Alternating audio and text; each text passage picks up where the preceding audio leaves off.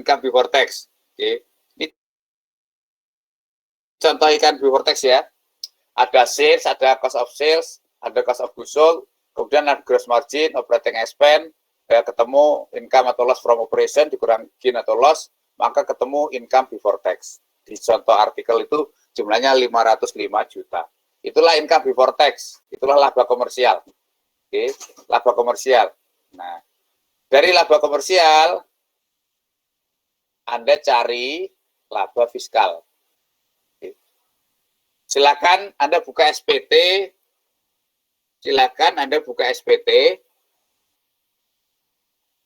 Lampiran 1. Jadi SPT itu ngisinya dari belakang baru ke depan. Nah, Anda induknya jantungnya SPT, Heart of Annual Return, itu adalah SPT lampiran 1. Perhatikan lampiran 1, ya, yang saser ya. Lampiran 1 itu paling atas, nomor 1, 2, 3 itu intinya Anda mencari berapa penghasilan neto komersial. Penghasilan neto komersial itu artinya Anda mencari berapa income before tax. Di situ masih murni dari laporan keuangan. Oke. Jadi 1, 2, 3 itu adalah data-data menurut akuntansi, menurut komersial. Jadi Anda tahu di situ berapa income before tax-nya, itulah penghasilan neto komersial. Anda cari di situ. Nah, kemudian nomor 4, 5, 6, 7, itulah rekonsiliasinya. Ya, jadi nomor 3 ditambah dikurangi rekonsiliasi, nomor 5, 6, 7, ketemulah nomor 8, namanya apa? Penghasilan neto fiskal, atau laba fiskal, atau laba menurut pajak. Oke. Oke, itulah prinsip rekonsiliasi ya. Jadi rekonsiliasi fiskal itu adalah bagaimana Anda mencari laba fiskal dari laba komersial yang sudah ada itu. Jadi pajak itu tidak menghendaki Anda membuat laporan laba rugi baru. Artinya ya sudah, kan yang ada datanya laba rugi komersial. Itulah dari situ Anda cari berapa laba fiskal. Otomatis karena Anda mencari laba fiskal, Anda melakukan rekonsiliasi, maka komponen-komponen penghasilan atau biaya yang di akuntansi yang tidak sesuai dengan pajak, itulah yang Anda keluarkan. Dikeluarkan itu bisa menjadi koreksi positif, bisa menjadi negatif. Koreksi positif itu artinya membuat laba fiskalnya naik. Kalau dulu laba komersialnya 500, sekarang menjadi 550, berarti koreksinya positif, karena mau naikkan laba fiskal. Kalau dulu laba komersial 500, sekarang laba fiskal menjadi 480, berarti turun 20, berarti itulah namanya koreksi fiskal negatif. Nah, sekarang perhatikan di peta konsep. Saya selalu menyarankan Anda punya peta konsep ya. Dulu udah saya share kalau salah peta konsep saya. Cuma bukunya dia belum jadi. Sampai sekarang bukunya tinggal sedikit belum jadi. Oke. Nah, perhatikan peta konsep yang warna kuning. Anda bisa lihat? Bisa ya? Bisa, Pak. Nah, Bisa, Pak. bedanya sama OP, kalau dulu OP pasal 4 ayat 2 ayat 3 kan langsung ke laporan SPT. Nah, sekarang enggak. Memang pasal 4 ayat 2 ayat 3 itu langsung ke SPT di bawah, tapi perhatikan bahwa baik pasal 4 ayat 1, ayat 2, ayat 3, semuanya itu harus dimasukkan ke laba rugi komersial. Jadi komponen baik BOP maupun final, itu semua masuk di penghitungan penghasilan neto komersial atau laba komersial. Kalau Anda lihat di contoh artikel saya, dia nerima BOP, hibah, aset, other income-nya kan tetap masuk di laba komersial kan, gitu ya. Punya penghasilan sewa gedung yang final, rent revenue-nya juga tetap masuk di komersial kan. Semua masuk dulu, apapun jenis penghasilannya, revenue, income, gain itu ya, loss, bebannya, ya, biaya terkaitnya, semua masuk sehingga membentuk namanya laba rugi komersial. Oke. Nah, dari angka kuning laba rugi komersial, target Anda itu adalah laba rugi fiskal atau penghasilan neto fiskal. Oke. Nah, jembatan antara laba komersial dengan laba fiskal, itulah namanya rekonsiliasi fiskal. Ada 10 kota rekonsiliasi fiskal di situ. Yang rekonsiliasi fiskal yang penanaman apa yang fasilitas penanaman modal ya, pengurangan biaya neto itu nggak usah Anda pelajari ya. Oke, jadi ada fasilitas memang. Jadi misalnya penghasilan itu Anda itu 100 tapi Anda dapat fasilitas 20% pengurangan, berarti yang berutang cuma 80-nya itu fasilitas. Tapi Anda nggak usah belajar itu. Kita normal saja. Normal itu artinya berapa laba komersial, Anda cari rekonsiliasi fiskalnya, baru ketemu namanya laba fiskal. Nah, oke, perhatikan jenis-jenis rekonsiliasi fiskal itu ada 10 kotak di situ. Nggak tahu Anda dijelaskannya sama dosen Anda gimana, saya nggak tahu. Apakah Anda tiba-tiba dijelaskan, oh penyusutan itu gini. Tiba-tiba ngomong penyusutan, tapi konteksnya dalam hal apa, ya dijelasin saya nggak ngerti. Oh pokoknya biaya ini NDA, tapi NDA itu dalam konteks apa, Anda harus paham harusnya. Nah, perhatikan nih, jembatan antara yang warna kuning sama biru, antara komersial sama fiskal, itu yang warna abu-abu, itulah yang disebut sebagai rekonsiliasi fiskal, atau penyesuaian fiskal, atau koreksi fiskal. Oke. Nah, ada 10 kelompok di situ. Kita lihat pertama, kelompok pertama. Kelompok pertama sama kelompok kedua, itu kalau di SPT, Anda lihat di SPT, Anda sambil pegang SPT, saya sarankan, itu adanya di formulir tadi, lampiran 1, di angka 4. Angka 4, penghasilan yang dikenakan PPh final dan yang tidak termasuk objek pajak. Perhatikan angka 4 itu sifatnya apa? Perhatikan di bawah. Penghasilan itu fiskal adalah jumlah angka 3. Jadi penghasilan itu fiskal adalah jumlah penghasilan komersial. Oke. Jadi gini, kalau laba komersial udah ketemu dan kita asumsikan bahwa seluruh akuntansi itu sesuai dengan pajak, maka laba komersial itu sekaligus laba fiskal. Jadi laba fiskal diambil dari angka laba komersial. Kalau seluruh laporan keuangan telah sesuai dengan pajak. Masalahnya adalah pajak itu mengatur tersendiri untuk jenis penghasilan, mengatur sendiri untuk jenis biaya. Makanya ada beda. Nah, beda itulah yang direkonsiliasi. Nah, rekonsiliasi fiskal pertama angka 4. Jadi untuk menghitung penghasilan itu fiskal adalah angka 3, penghasilan komersial, dikurangi angka 4. Dikurangi angka 4 itu adalah pasal 4 ayat 1 dan pasal 4 ayat 2. Pasal 4 ayat 2 dan pasal 4 ayat 3. Yang final sama BOP. Maka di peta konsep saya itu koreksi fiskalnya negatif. Jadi penghasilan final pasal 4 ayat 2, BOP pasal 4 ayat 3, koreksi fiskalnya adalah negatif. Jadi di contoh artikel 1 itu, kalau saya menerima penghasilan final sewa gedung, maka koreksi fiskal negatif. Kalau saya menerima BOP hibah berupa tapi itu BOP, maka itu koreksi fiskalnya negatif. Jadi other income itu tidak boleh saya akui sebagai bagian dari laba fiskal saya. Makanya saya koreksinya negatif. Ingat pasal 4 ayat 2, pasal 4 ayat 3, koreksi fiskalnya selalu negatif. Itu ya. Tuh, itu yang pertama. Nah, kaidah yang kedua. Kalau penghasilannya itu dikoreksi negatif, artinya itu BOP atau final, maka seluruh biaya yang terkait langsung juga dikoreksi fiskal. Otomatis koreksinya sebaliknya positif, gitu ya, karena tidak boleh kan positif. Oke. Sampai di sini ada pertanyaan, silakan. Untuk 2 poin pertama, bentuk rekonsiliasi fiskal, yang final sama BOP, silakan.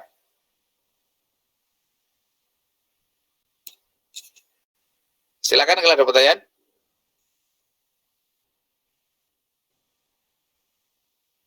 Halo, ada pertanyaan? Belum Pak, mungkin. Belum ya, oke. Saya admit yang mau masuk tuh. Oke, ada yang mau masuk. Oke.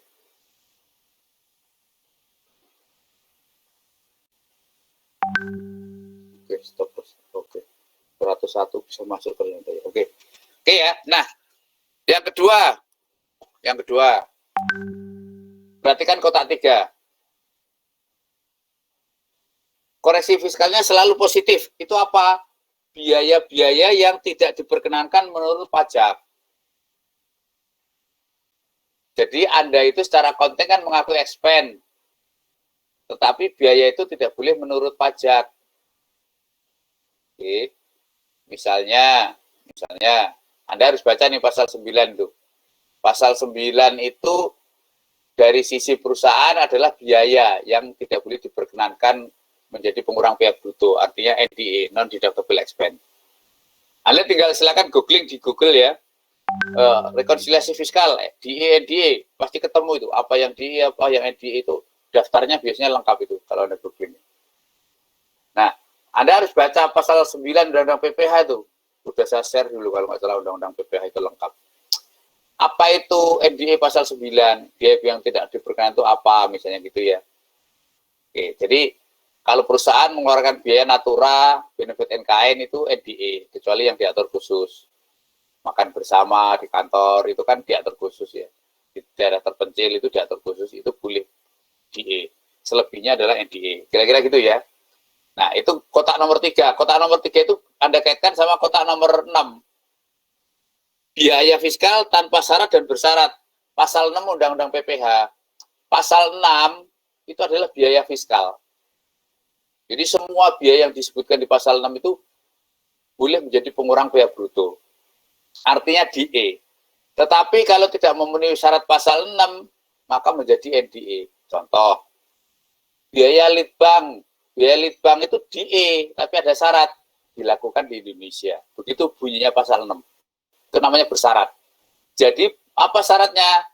Syaratnya adalah biaya litbang boleh menjadi DE pasal 6 kalau dilakukan di Indonesia. Sumbangan untuk litbang, ya, itu boleh jadi biaya kalau dilakukan di Indonesia. Kalau tidak, maka menjadi NDE. Jadi perhatikan tuh, sumber NDE itu ada 2. Memang diatur di pasal 9, atau tidak memenuhi syarat di pasal 6. Pasal 6 itu defaultnya asalnya adalah DE. Gitu ya. Ini contoh misalnya, perusahaan membayar iuran pensiun karyawan. Itu DE, tapi ada syarat. Dana pensiun itu harus sudah disahkan oleh Menteri Keuangan. Itu namanya syarat. Jadi kalau tidak memenuhi itu, berubah menjadi NDE. Meskipun pasal 9 itu defaultnya adalah DE. Nah, pasal 9 itu NDE. Jadi yang masuk kategori pasal 9 itu NDE. Nah, biaya-biaya yang NDE itu koreksi fiskalnya adalah positif. Oke ya. Nah, itu kita udah belajar 4 kotak jenis rekonsiliasi fiskal. Pertama, kedua tadi koreksinya negatif karena berasal dari BOP sama final. Yang kotak 3 itu adalah NDE, pasal 9. Yang 6, yang kotak nomor 6, itu adalah pasal 6 yang tidak memenuhi syarat. Yang seharusnya semula DE, tapi karena tidak memenuhi syarat menjadi NDE. Oke. Kemudian kotak yang ke-7, penghasilan atau biaya-biaya yang diatur tersendiri. Nggak tahu, Anda udah dikasih tahu belum? Biaya-biaya yang diatur tersendiri itu misalnya penyusutan handphone, sedan yang 50% boleh DE, biaya software umum, biaya software khusus, pajak daerah, retribusi daerah, itu biaya-biaya yang diatur tersendiri itu. Ya. Nah, DE berapa, NDE berapa, nah sesuai aturan yang ada di situ. Ya.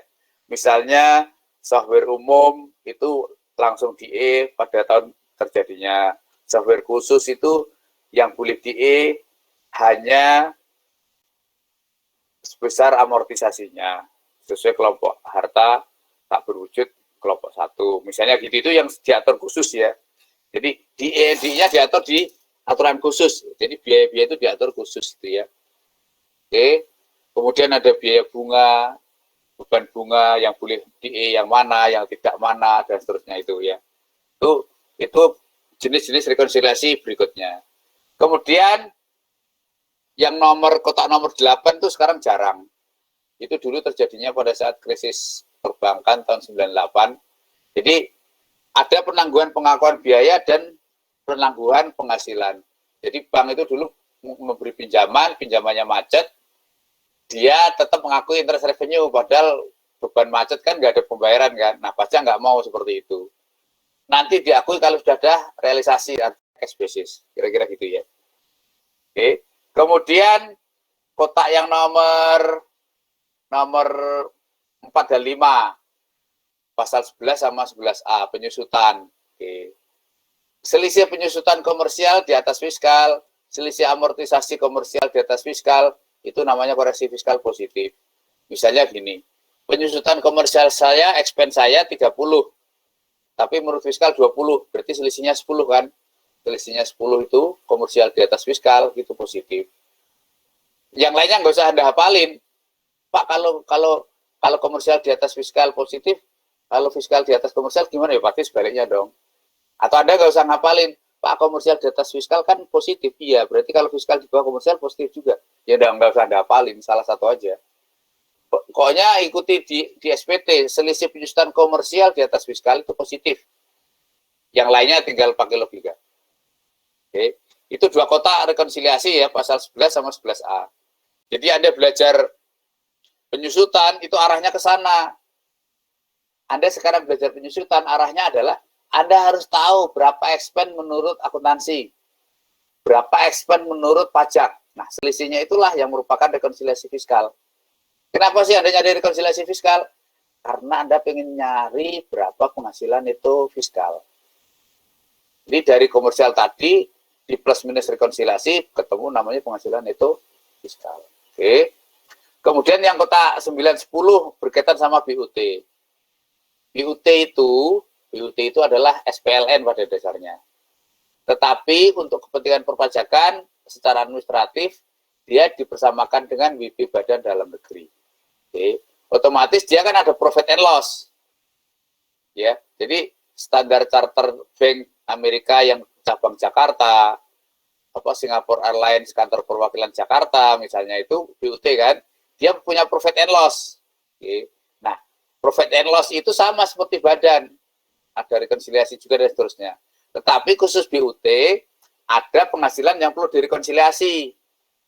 Ya, penghasilan khusus BUT yang perlu direkonsiliasi, yaitu penghasilan kantor pusat yang sama dengan yang diperoleh oleh BUT di Indonesia. Oke. Saya nggak tahu ini sudah dijelasin nggak sama dosen Anda. Kemudian yang kedua, penghasilan kantor pusat yang punya hubungan efektif dengan keberadaan BUT di Indonesia. Dua-duanya tadi itu diakui sebagai penghasilannya BUT, bukan penghasilannya kantor pusatnya. Oke. Kemudian BUT itu juga boleh menanggung biaya administrasi kantor pusat. Oke, jadi standar charter Bank Jakarta itu boleh mencatat biaya administrasinya standar charter kantor pusat, tapi pakai proporsi. Oke. Kemudian ada biaya-biaya BUT yang tidak diperkenankan menjadi pengurang. Misalnya bayar royalti ke kantor pusatnya, bayar jasa manajemen ke kantor pusatnya, itu nggak boleh jadi biaya. Kecuali yang boleh biaya bunga yang berkaitan dengan perbankan. Jadi kalau misalnya Citibank Jakarta punya pinjaman bunga antar bank ke Citibank Tokyo misalnya, bayar beban bunga maka itu boleh, atau bayar ke kantor pusatnya beban bunga maka itu boleh menjadi biaya. Oke, nah kemudian biaya yang boleh lagi apa? Karena tadi penghasilan kantor pusat digabung dengan BUT di Indonesia, maka biaya terkaitnya juga boleh menjadi biayanya BUT. Kira-kira gitu, itulah isi dari rekonsiliasi fiskal. Nah, detailnya seperti apa? Nah, itu baru dijelaskan satu persatu. NDE itu apa saja, DE itu apa saja, pasal 9 itu apa saja, teknik-teknik penyusutan amortisasi bagaimana. Nah, itu yang dijelasin detail. Tapi secara gambaran Anda harus paham dulu bahwa Anda belajar itu adalah dalam rangka melakukan rekonsiliasi fiskal. 10 kotak ini dalam rangka rekonsiliasi fiskal. Jadi, berapa penghasilan itu komersial tahu dulu. Kalau Anda ngitung income before tax saja secara accounting salah dari soal, ya salah ke bawahnya. Karena yang Anda cari adalah laba fiskal. Laba fiskal itu adalah laba komersial plus minus rekonsiliasi. Sesuai dengan koreksinya, apakah positif atau negatif. Kira-kira penjelasan pendahuluan dari saya seperti itu. Kalau ada pertanyaan, silakan. Sebelum lanjut ke pertanyaan detail-detail dari Anda. Silakan. Izin bertanya, Pak. Ya. Nah, tadi kan ini rekonsiliasi fiskalnya tuh kan ada koreksi fiskal negatif, negatif positif gitu. Nah, itu yang misalnya nih, yang biaya fiskal tanpa syarat itu berarti maksudnya Pak auto mengurangi rekonsiliasinya nanti gitu ya?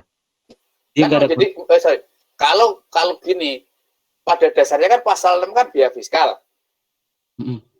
Tapi kalau tidak memenuhi syarat berarti menjadi NDA. Oh iya, Kalau iya. kalau NDA berarti kan koreksi fiskalnya kan positif. Iya, iya benar. Karena Contoh, menambah laba fiskal. iya, karena menambah laba fiskal. Contoh gini loh, perusahaan membayar biaya litbang 100 juta. By default kalau pasal 6 kan DE itu. Nggak masalah kan, nggak perlu rekonsiliasi kan. Mm-mm. Tetapi disebutkan biaya litbang dilakukan di Vietnam itu. Berarti tidak memenuhi pasal 6 kan, karena pasal 6 kan litbang yang dilakukan di Indonesia kan. Oh iya, iya paham, paham. Otomatis itu biaya litbang kan tidak memenuhi syarat pasal 6 karena harus dilakukan di NDA. Indonesia. Berarti otomatis berubah menjadi NDA. Oh, oke, Kalau oke. menjadi NDA berarti kan koreksi fiskalnya kan positif. Jadi ingat loh ya, biaya-biaya yang menjadi NDA itu sebenarnya ada dua. Satu memang diatur di pasal 9. Pasal 9 kan memang NDA.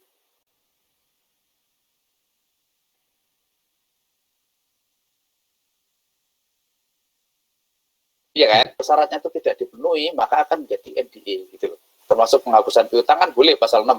Tapi ada syaratnya di situ. Kalau tidak memenuhi syarat di situ, maka menjadi NDA. Maksudnya itu gitu. Oh, berarti kalau udah sesuai pasal 6 ya nggak perlu diapa-apain gitu kan ya Pak Ya ya? nggak diapa-apain, nggak diapa-apain.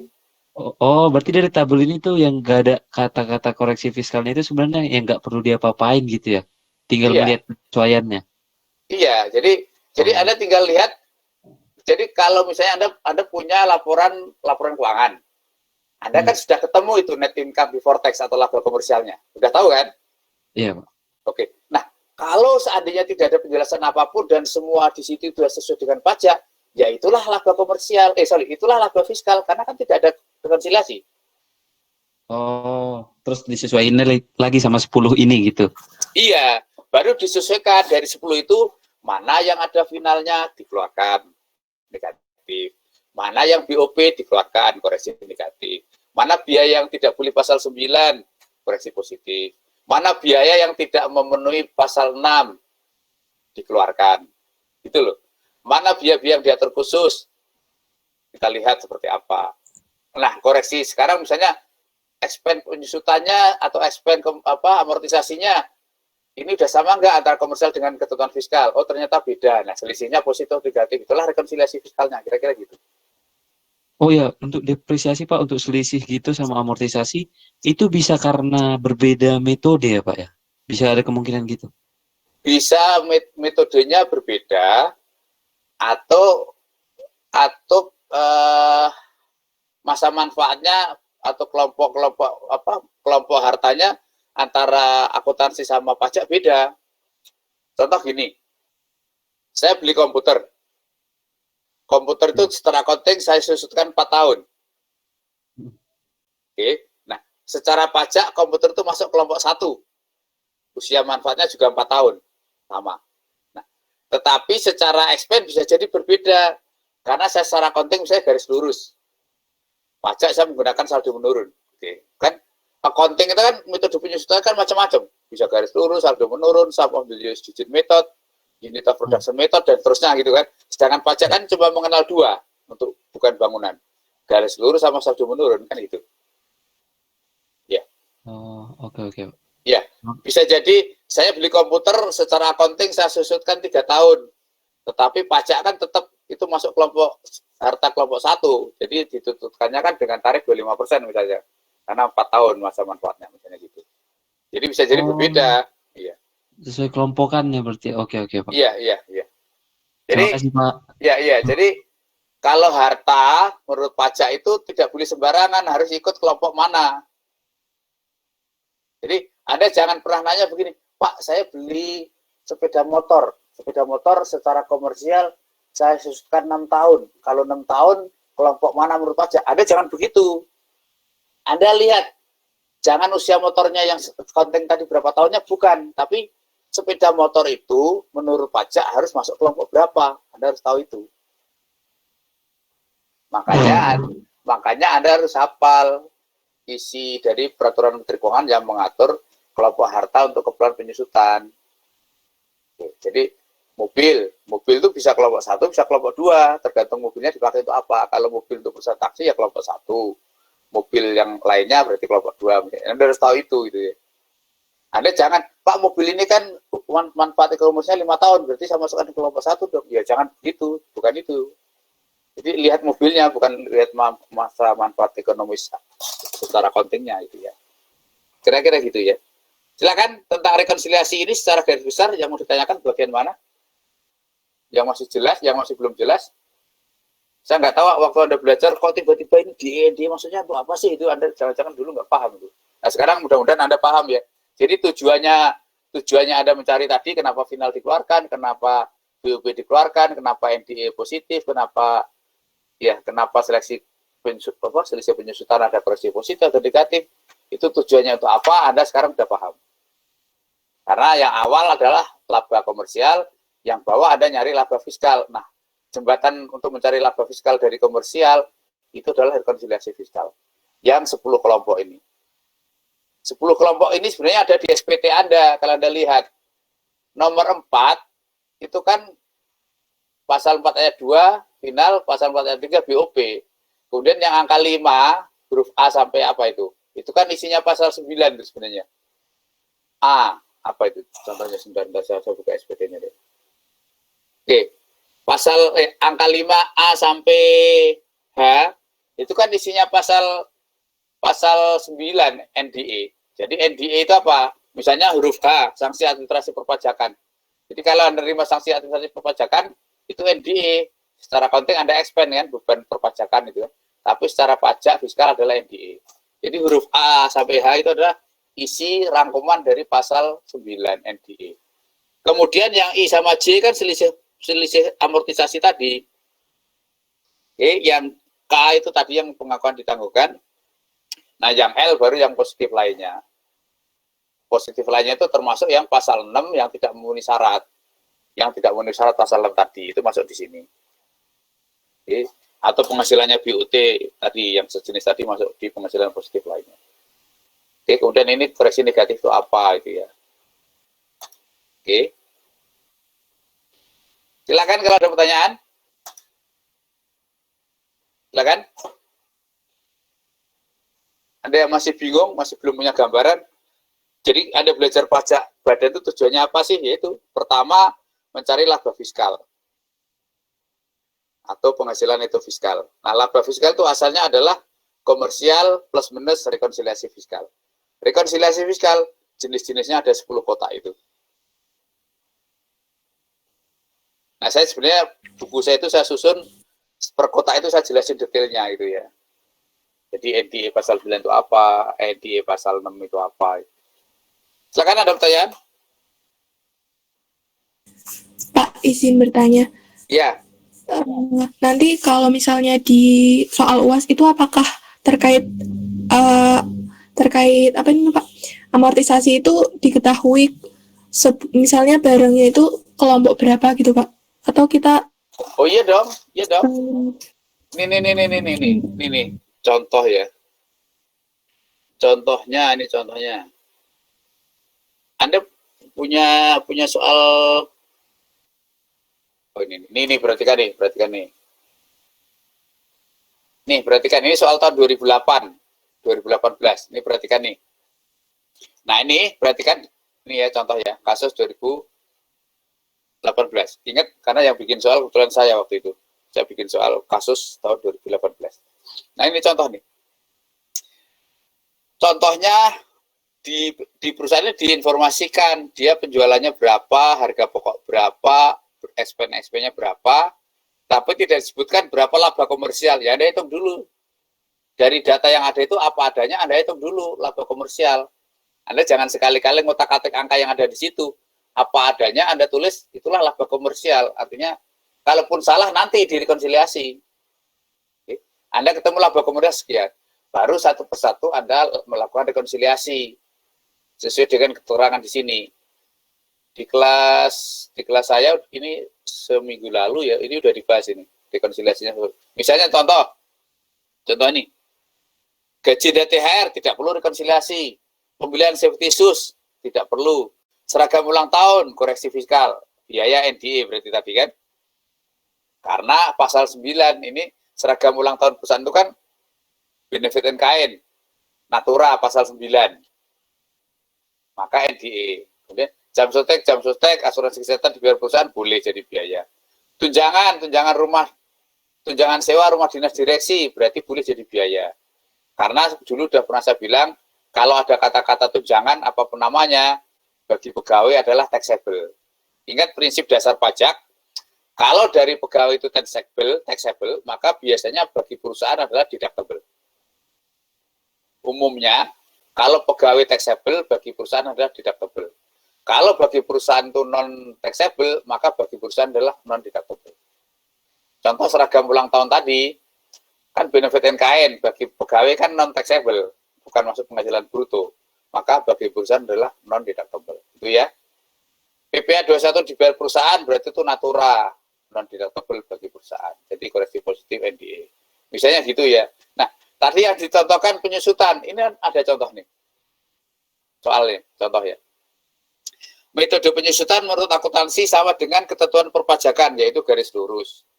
Untuk memudahkan pembukuan, perusahaan membuat kebijakan bahwa usia ekonomis aset tetap menurut akuntansi sama dengan masa manfaat menurut pasal 11 Undang-Undang PPh.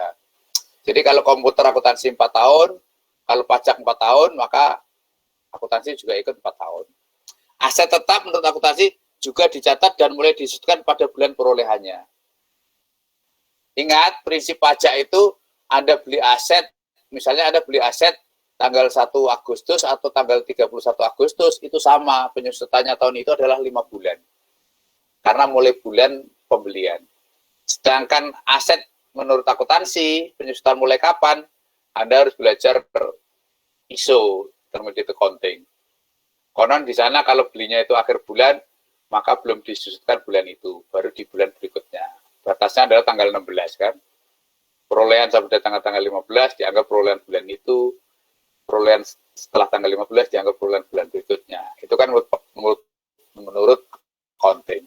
Kalau pajak nggak mengenal itu, bulan yang dihitung. Nah, kemudian soal ini, perbedaan antara akuntansi dan perpajakan hanya terdapat pada aset berikut ini. Contoh 1, mesin CNC. Ini kasusnya tahun 2017 ya. Perolehannya 2014 senilai Rp600.500.400. Sisa usia ekonomi 10 tahun tanpa nilai residu. Ingat, pajak itu tidak mengenal nilai residu. Residual value di pajak tidak ada, sementara di accounting ada, gitu ya. Nah, ini termasuk harta berwujud bukan bangunan kelompok 2. Nah, karena sama-sama garis lurus, bukan bangunan kelompok 2, maka tarif penyusutannya adalah 100 dibagi 8, berarti 12,5%. Berarti penyusutan tahun 2017 berapa? Angka ini Anda kalikan 12,5%. Menurut menurut komersial berapa?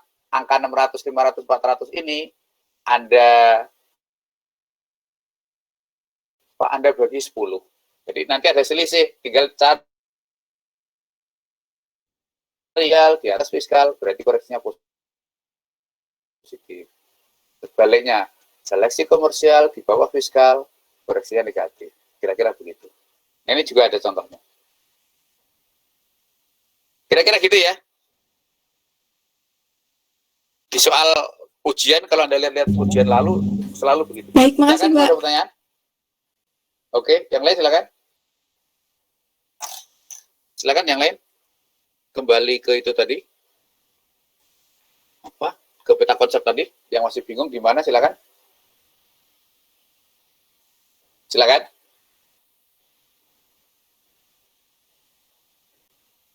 Ayo, tentang rekonsiliasi fiskal di IND, Anda yang masih bingung yang bertanyakan tentang apa, silakan. Sebelum ke berikutnya. Saya Pak, Silakan. saya masih belum gitu ngerti Pak yang tadi hubungan antara BUT sama kantor yang di luar itu maksudnya gimana ya Pak? Jadi gini. Misalnya gini. Kita, Anda tahu Hagia Sophia? Hagia Sophia itu di Turki ya? Nggak tahu Oke. Pak. Oh, nggak tahu. Kurang tahu, Pak. Oke. Misalnya gini. Ada perusahaan Turki itu buka kantor kantor dagang, showroom, jualan sajadah, jualan karpet di Plaza Indonesia sana. Pertanyaan saya, kantor yang tuh jual sajadah karpet di Plaza Indonesia itu statusnya BUT bukan? BUT kan? Iya, Pak. Ya. Kalau BUT dia itu sebenarnya SPLN, tapi untuk urusan perpajakan sama dengan PPh wajib pajak badan dalam negeri. Maka dia ada profit and loss. Ada laba komersial, ada laba fiskal. Oke. Penghasilan revenue dia dari mana? Penjualan di Indo. Penjualan di Indonesia tadi kan? Oke. Ya. Oke. Itulah yang masuk di profit and loss dia. Cuma Anda perhatikan di rekonsiliasi fiskal di sini yang kotak 9. Pasal 5 ayat 1 penghasilan BUT. Penghasilan yang diterima kantor pusat yang sejenis dengan yang dilakukan oleh BUT di Indonesia, maka dimasukkan sebagai penghasilannya BUT. Bayangkan, saya orang Depok nih, eksportir karpet dari Turki. Saya langsung berhubungan dengan perusahaan induk, perusahaan yang tadi jualan di Plaza Indonesia tadi. Saya impor berarti kan tanpa lewat yang jualan di Plaza Indonesia tadi, yang lewat BUT tadi. Saya langsung impor, masuk ke Indonesia. Pertanyaan saya, yang mencatat revenue itu perusahaan langsung yang di Turkinya atau yang Jakarta? Di Turki. Di Turki. Di Turki kan? Itu Ya. adalah revenue-nya kantor pusat. Tapi menurut pajak di Indonesia, itu harus dianggap sebagai revenue-nya BUT. Karena penghasilannya sejenis penghasilan kantor pusat yang sejenis dengan barang atau jasa yang dijual oleh BUT-nya di Indonesia. Sampai di sini paham? Paham, Pak, paham, Pak. Pak. Jadi kira-kira gitu ya. Jadi BUT itu kalau ada penghasilan sejenis dengan yang diterima BUT di Indonesia, maka itu dianggap penghasilan BUT-nya. Nah, karena penghasilannya kantor pusat tadi diakui oleh BUT Indonesia dimasukkan sebagai di rekonsiliasi fiskal masuk di BUT Indonesia, maka biaya terkaitnya otomatis juga boleh diakui di BUT-nya Indonesia. Jadi kira-kira gitu ya. Jadi penghasilannya kita tambahkan di sini, maka biaya terkaitnya juga boleh ditambahkan di sini. Kalau barang atau jasa tadi sejenis dengan yang dijual atau diserahkan oleh BUT. Yang kedua, ada penghasilan karena hubungan ekonomis. Nah, itu juga sebagai penghasilannya BUT. Contohnya gini, Anda pernah ke KFC? Kenapa? Pernah. Kenapa? KFC itu PT Fast Food Indonesia Tbk, perusahaan grup Gelail. Oke. Kalau misalnya KFC tadi dalam rangka menjalankan bisnis jagonya ayam Colonel Sanders itu, dia kan bayar royalti ke kantor pusat di Amerika Serikat sana. Dia bayar royalti kan ke kantor pusat di Amerika Serikat sana. Oke. Karena menggunakan franchise tadi. Oke. Nah, sekarang katakanlah gini. Si kantor pusat di Amerika itu buka kantor perwakilan di Jakarta. Tapi urusannya bukan jualan ayam.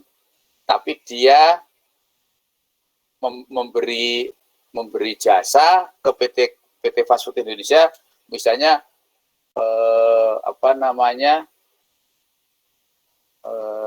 kualitas penjualannya rasanya harus dijaga, harus begini pelatihan manajemen dan seterusnya itu. Nah, itu sebenarnya kan penghasilannya kantor pusat kan. Tapi berhubungan efektif dengan kegiatan dia memberi jasa ke KFC di sini gitu. Maka kalau suatu saat kantor pusat di Amerika itu memberi jasa yang sama ke orang lain di Indonesia, karena di sini sudah ada BUT-nya tadi, ada hubungan ekonomis tadi, maka itu juga dianggap sebagai penghasilannya BUT di Indonesia. Kira-kira gitu ya. Di penjelasan pasal 5 ayat 1 ada kok itu. Ya. Kira-kira gitu. Nah, itu tentang BUT ya. Nah, biayanya sama. Kalau kantor pusat itu punya biaya 10 miliar, dan misalnya BUT di Indonesia itu dari total dunia itu kontribusi labanya misalnya 5%, maka 10 miliar biaya kantor pusat tadi, biaya administrasi tadi, boleh sebesar 5%-nya dianggap sebagai biaya administrasinya BUT di Indonesia, itu boleh. Kira-kira gitu ya. Ada pertanyaan tentang rekonsiliasi fiskal? Silakan lagi.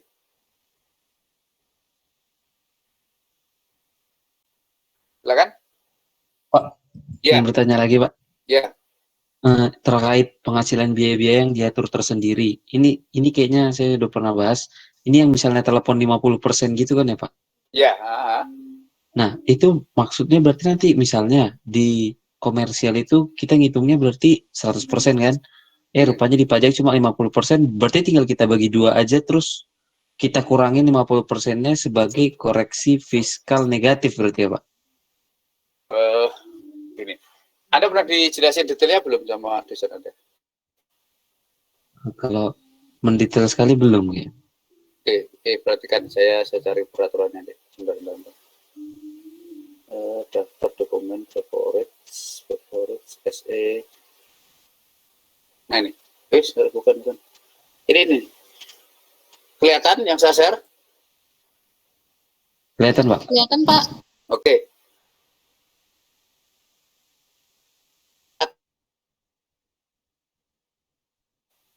Jadi perhatikan di sini. Pasal 1 deh. Saya pasal 1 sama pasal 3 sama, jadi pasal 2 saya lewati dulu. Pasal 1 itu ponsel, pasal 3 itu sedan. Perlakuannya sama, treatmentnya sama. Oke. Perhatikan nih. Jadi gini, filosofinya dulu gini. Syaratnya apa? Ponsel, handphone, dan kendaraan sedan tadi itu merupakan harta atau asetnya perusahaan. Yang punya handphone itu perusahaan. Oke, tapi handphone itu dikasihkan ke pegawai karena jabatan atau pekerjaannya. Oke, kamu dapat handphone ya. Kalau dipakai handphone kan pasti dipakai untuk pekerjaan kantor, kadang-kadang dibawa pulang kan. Nah, tapi kita pajak itu kan tidak tahu proporsi yang dipakai untuk keperluan pribadi berapa, yang untuk kantor berapa, ya sudah akhirnya sekarang 50-50. Kira-kira gitu filosofinya. Nah, berarti kan yang dimiliki tadi untuk pegawai tertentu karena jabatan atau pekerjaannya dapat dibebankan sebagai biaya perusahaan sebesar 50% dari jumlah perolehan atau pembelian melalui penyusutan aktiva tetap kelompok 1. Jadi kalau Anda beli ponsel itu dulu harganya mahal loh ya. Kartu perdana itu dulu bisa 1 juta, bisa 1,5 juta. Pada tahun keputusan ini keluar. Oke. Jadi kalau Anda beli ponsel 20 juta, 20 juta itu oleh perusahaan, oleh WP Badan dicatat sebagai aset perusahaan di kelompok 1. Oke. Misalnya disudutkan garis lurus. Tahun pertama berarti penyusutannya adalah 25% kali 20 juta, 5 juta. Dari expense 5 juta itu yang di E itu adalah 50%. Yang di E adalah 50%, berarti berapa tadi? 2,5 juta berarti ya. Itu dari sisi perolehannya, penyusutannya. Jadi kalau ada perolehan, Anda susutkan kelompok 1, expense-nya berapa, beban penyusutan fiskalnya berapa, itu ya. Baru yang dari penyusutan fiskal ketemu sekian itu, 50%-nya di E. Oke, 50% di E itu. Pak, kalau begitu yang di E 50%, saya nggak jelasin itu. Pokoknya saya cuma jelasin 50% adalah di E. Nah. Oke. Selisihnya itulah nanti yang direkonsiliasi fiskal gitu ya. Kemudian atas biaya berlangganan atau penggantian ulang isi pulsa dan perbaikan ponsel yang dimiliki dipergunakan perusahaan untuk pegawai tertentu tadi, maka expense yang tadi yang dapat dibebankan untuk keperluan pajak adalah 50%-nya dari jumlah biaya tadi. Jadi sama, DE-nya juga 50%. Kalau perusahaan punya ponsel kan tiap bulan kan ngisi pulsa, berlangganan, ada perbaikan macam-macam kan. Nah, atas biaya-biaya itu, pada tahun itu, hanya 50%-nya yang DE. Itu tentang ponsel. Kemudian pasal 3 itu tentang sedan. Bedanya apa? Kalau sedan tadi kelompok hartanya 2, jadi 8 tahun penyusutannya tadi. Oke, nah sekarang yang nomor pasal 3, atas biaya perolehan atau pembelian atau perbaikan besar kendaraan sedan atau yang sejenis. Jadi sedan sekarang, sedan dan yang sejenis. Kan waktu itu kan sedan kan tren kan, belum mengenal namanya Pajero, belum mengenal Alphard dan seterusnya gitu ya. Seperti itu kira-kira. Kemudian yang pasal 2, kalau yang pasal 2 itu bis antar jemput karyawan. Penyusutannya kelompok 2, perawatan macam-macam, DI-nya 100%. Kalau bis antar jemput karyawan, bis, minibus dan sejenisnya untuk antar jemput pegawai, itu adalah DI-nya 100%. Bentar, ini ada yang masuk, saya masukin dulu. Kira-kira gitu ya. Baik Pak, terima kasih Pak. Iya, iya. Nah, sebentar. Nah, kemudian gini, perhatikan nih. Saya ngasih contoh ya, perhatikan gini. Saya ngasih contoh ini nggak tahu ada di sini. Misalnya gini. Saya perusahaan beli HP. Oke, beli HP misalnya 30 juta. Usia ekonomis 3 tahun. Oke. Kemudian penyusutan baik komersial maupun fiskal sama dengan garis lurus. Oke. Garis lurus. Oke. Belinya 2 Agustus 2017. Sekarang pertanyaannya gini, berapa koreksi fiskal di 2019, misalnya gitu ya. Nah, sekarang kalau seperti ini, penyusutan komersial sama dengan, cara nyarinya gimana penyusutan komersial 2019? 30/3 langsung. 30 juta dibagi 3 kan? Ya, Pak. Sama dengan 10 juta. Oke. Kalau ditanya berapa penyusutan fiskal? Sama dengan berapa penyusutan fiskal? Oh, 5 juta berarti. Penyusutan fiskal sama dengan 25% kali nilai perolehan 30 juta. Sama dengan berapa? 7,5. Ya kan? Ya. Nah, bukan berarti bahwa selisih penyusutan komersial di atas fiskalnya 2,5. Bukan itu yang dikoreksi fiskal. Kenapa? Karena yang DE, yang deductible expense adalah 50%. 50% dari yang fiskal. 50% kali berapa? Kali 7,5 juta. Sama dengan 3,75 juta ya. 3,75 juta ya. Betul ya? Iya, Pak. Inilah yang DE. Sedangkan menurut akuntansi yang boleh yang mana? 10. Berarti perhatikan. Selisih penyusutan, berarti komersial kan? Komersial di atas atau di bawah fiskal? Di atas fiskal. Komersial di atas fiskal. Berarti koreksi fiskalnya adalah positif kalau komersial di atas fiskal. Sebesar berapa? Sebesar 6,25. 6,25 juta. Sampai di sini ada pertanyaan? Kalau seandainya itu handphone atau sedan, tapi kalau seandainya itu komputer, ya Anda nggak perlu kalikan 50%, berarti selisihnya adalah 10 diselisihkan dengan 7,5. Paham ya maksud saya ya? Paham. Oke, ada pertanyaan? Yang lain silakan. Atau Anda pernah dijelaskan, jangan-jangan beda dengan yang saya jelasin. Sama, Pak. Sama ya? Oke. Yang lain? Oke. Saya kembali lagi ke kotak tadi. Ke kotak rekonsiliasi fiskal tadi. Sampai di situ ada pertanyaan? Pak, izin bertanya. Ya. Kalau misal untuk yang kendaraan itu, sedan itu misal dia ada pajak kendaraannya itu nanti juga tanggungan untuk perusahaannya bagaimana ya, Pak? Sama. Jadi ponsel, kalau ponsel tadi kan punya perusahaan. Ponsel kan perlu isi ulang pulsa, perlu biaya langganan, perlu mungkin ada maintenance, perbaikan, servis macam-macam, ada biaya kan. Maka yang DE tetap 50%. Sedan juga sama. Sedan itu ganti ban, perawatan, bayar surat STNK, macam-macam. Dari total expense itu yang DE hanya 50%-nya. Ya. Iya, baik. Terima kasih, Kira-kira Pak. gitu. Ya, oke. Yang lain silakan.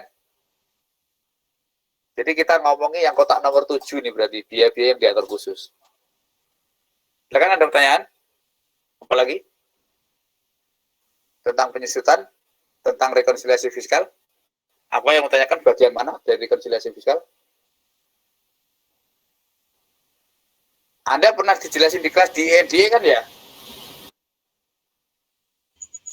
Iya Pak, sudah. Pernah, Pak.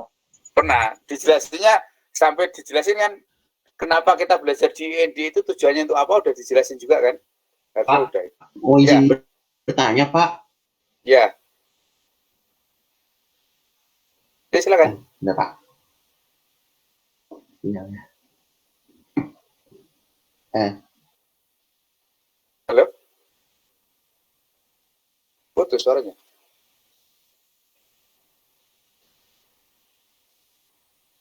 Halo, yang lain silakan. Pak, izin bertanya, Pak. Ya, Oh, putus izin suaranya. bertanya. Ya. Untuk terkait dengan ini, Pak. Oh, bentar, Pak. Sinyalnya lagi ada kendala sedikit, Pak. Oke. Putus. Harus belajarnya ke puncak gunung itu. Mungkin ada loh ya teman-teman Anda itu kalau kuliah harus mencari tempat yang tinggi itu ya. Di kelas itu ada juga yang kesusahan sinyal. Silakan. Atau gini, kalau ada susah sinyal, Anda tulisnya di chat deh. Saya tangkap sekarang. Itu di bawah Judi itu. Silakan di chat.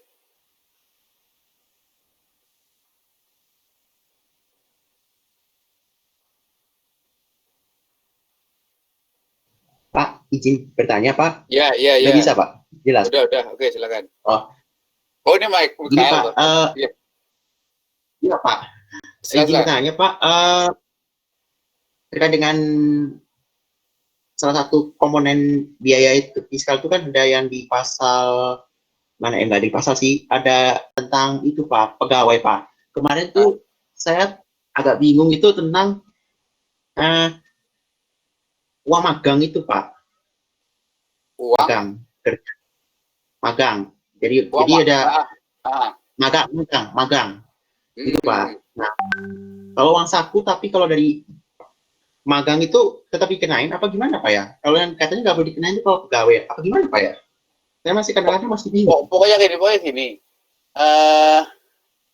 Sebenarnya kan dari sisi dulu Anda belajar PP 21 kan Anda kan cuma mengenal pegawai tetap tidak tetap gitu kan. Nah, kan di situ kan. Nah, sekarang yang pegawai magang itu termasuk pegawai yang mana? Dia nerima pembayaran berapa apapun namanya kan bagi dia kan taxable income, penghasilan.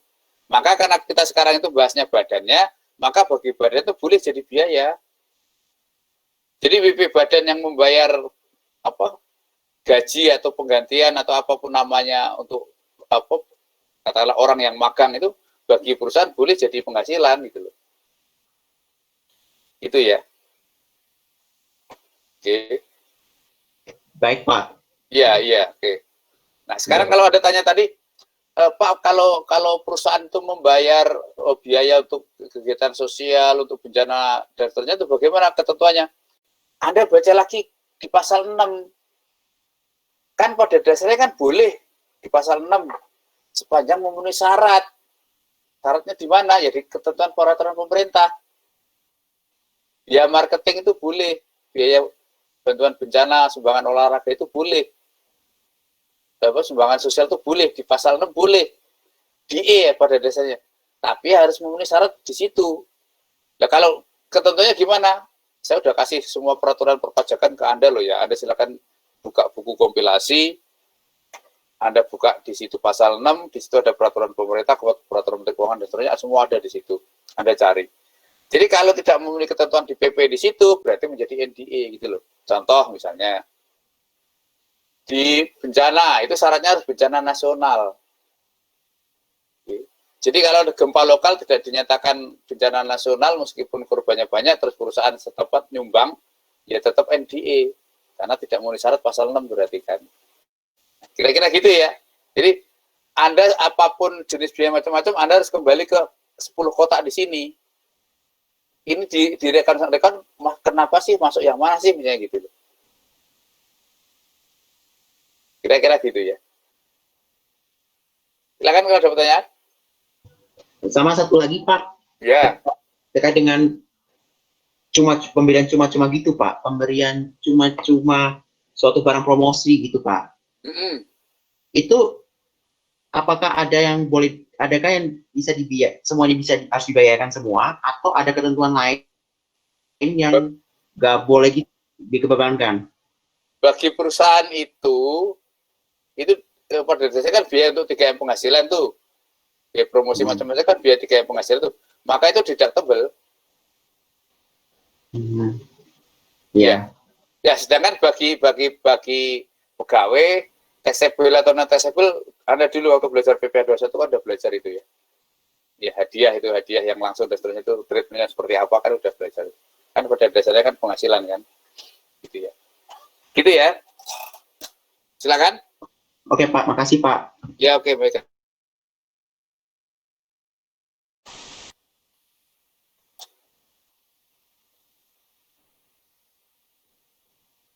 Silakan.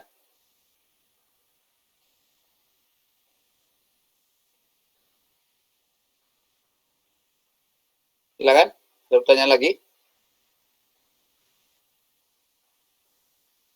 Tentang rekonsiliasi fiskal ada pertanyaan, silakan. Pak, izin bertanya. Ya. Tentang software, pembelian software, itu kan ada yang umum, ada yang khusus. Itu gimana ya Pak perlakuannya? Oke, nah ini contoh. Jadi gini. Anda harus tahu dulu bedanya software umum sama software khusus. Jadi gini, kalau saya beli antivirus atau saya beli program Windows 10 atau saya beli Microsoft Office, itu namanya software umum. Jadi saya perusahaan tambang, saya perusahaan pribadi, saya orang pribadi, saya partai politik, saya koperasi. Kalau saya beli itu ya saya langsung install, bisa langsung saya pakai, tidak perlu susah-susah harus di customisasi gini enggak, langsung bisa dipakai. Itu namanya software umum. Nah, perhatikan, software umum itu perlakuannya ada dua. Satu, kalau dia beli terpisah, maka langsung di-expand-kan, langsung deductible tahun terjadinya. Jadi kalau tahun 2019 saya beli software terpisah antivirus, Kaspersky misalnya, atau Norton misalnya, maka langsung expand, langsung deductible expand. Oke. Nah, tetapi kalau software itu melekat di komputer, di asetnya, saya beli komputer 18 juta, di dalamnya sudah termasuk software nilainya 3 juta. Oke. Maka software tadi, nilai software umum tadi, itu adalah merupakan bagian dari nilai perolehan aset. Jadi aset itu yang 18 juta tadi harus saya susutkan sesuai kelompok 1 selama 4 tahun. Itu ya, pengertian software umum. Oke. Nah, Iya Pak. Nah, sekarang bagaimana software khusus? Contohnya gini, kalau Anda ke bandara sana, ke bandara Cengkareng sana, ada menara ATC yang mengatur lalu lintas penerbangan macam-macam. Itu memerlukan software khusus itu, yang mengatur pergerakan pesawat, datang jam berapa, harus landing kapan, ada softwarenya yang mengatur itu. Software itu, kalau Anda jual ke rumah sakit, atau Anda jual ke parpol, atau Anda jual ke koperasi, kan nggak bisa jalan kan, karena memang software khusus untuk ATC misalnya gitu. Nah, itu namanya software khusus. Nah, bagaimana software khusus? Software khusus itu tidak boleh dibebankan sekaligus, tetapi masuk sebagai harta tak berwujud kelompok 1. Artinya diamortisasi 4 tahun. Expense-nya ya amortisasi dari 4 tahun itu ya, bukan expense sekaligus. Itu kalau software khusus. Kira-kira gitu ya, jelas ya? Iya Pak, terima kasih Pak. Ya, oke. Oke, yang lain silakan. Itu termasuk bagian dari biaya-biaya yang diatur tersendiri atau diatur khusus ya. Oke, silakan yang lain. Izin bertanya, Pak. Ya, Berarti kayak yang soal 2018 itu kayak pembelian software aplikasi pabrik kertas yang jadi expense-nya itu amortisasinya gitu. iya. Jadi selisihnya itulah yang NDA. Oke, saya buka soalnya deh biar Anda nggak bingung. Nah, ini contoh. Nah, ini contoh. Pembelian ini kan gini, kita kan ngomongin beban kantor kan. Beban kantor dari 313 itu ternyata ada expense software khusus 71680. Nah, ini harus dikoreksi enggak? Ya dikoreksi dong. Kenapa? Karena yang DE itu hanya sebesar amortisasinya. Oke. Yang DE itu hanya amortisasinya. Maka selisih antara yang expense dengan yang DE tadi itulah yang dikoreksi fiskal positif, yang DE berarti gitu loh. Paham ya kira-kira ya?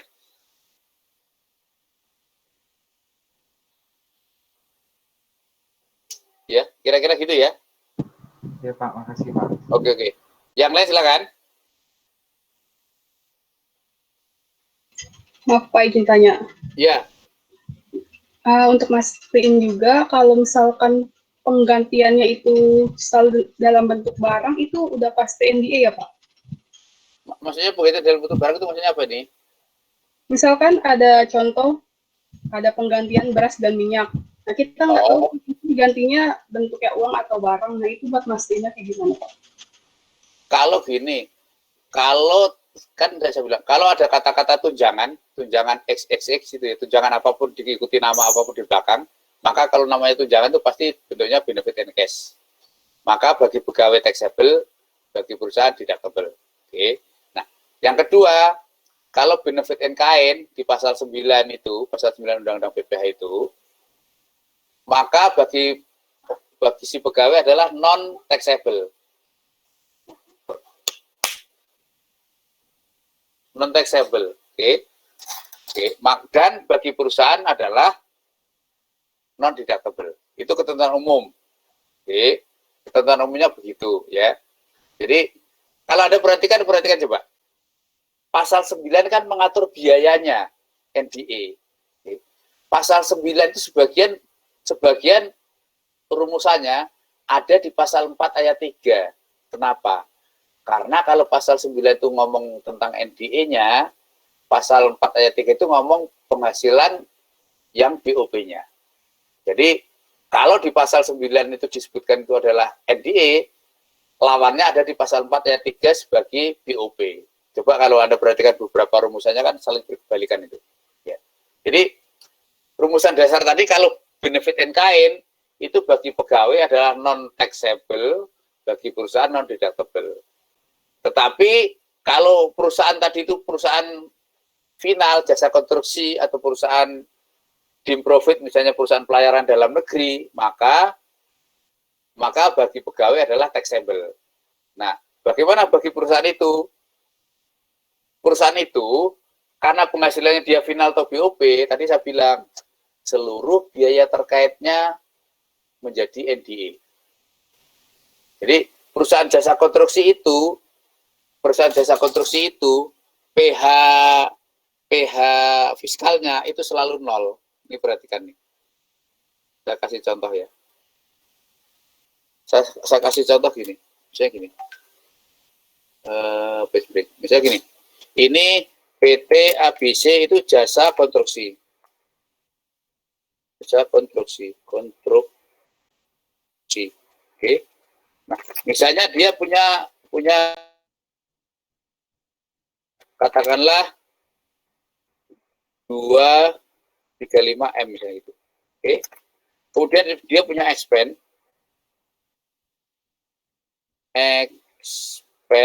katakanlah 31 M. Berarti di sini laba komersial sama dengan 4 M. Berapa laba fiskal? Laba fiskal pasti 0 karena dia jasa konstruksi. Bagaimana logikanya? Logika pertama, dari komponen itu kan salesnya kan final. Kalau final kan berarti kan koreksi fiskal negatif. Koreksi fiskal negatif sebesar berapa? Sebesar berapa? Min 35M.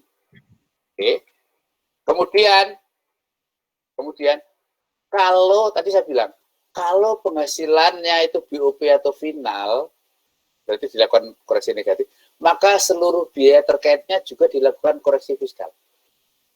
Oke, maka Anda melakukan koreksi fiskalnya apa? Positif. Karena biaya yang 31 tidak boleh, berarti NDE kan. Kalau penghasilan finalnya dikoreksi, maka biaya terkaitnya juga dikoreksi. Karena biaya 31 tidak boleh, berarti kan NDE, non-deductible expense, sebesar 31M. Berarti sekarang laba fiskalnya sama dengan 0. Gitu. Jadi kenapa perusahaan jasa konstruksi itu laba fiskalnya selalu 0, PPh terutangnya selalu tidak ada. Sampai di sini ada pertanyaan? Jadi penjelasannya tadi gitu ya. Anda sekarang jangan mikir dari sisi pegawainya, tapi dari sisi perusahaannya yang membayarkan. Karena kita ngomong BPH badan, bukan OP lagi. Gitu ya. Oke, silakan kalau ada pertanyaan. Masih seputar rekonsiliasi fiskal? Silakan.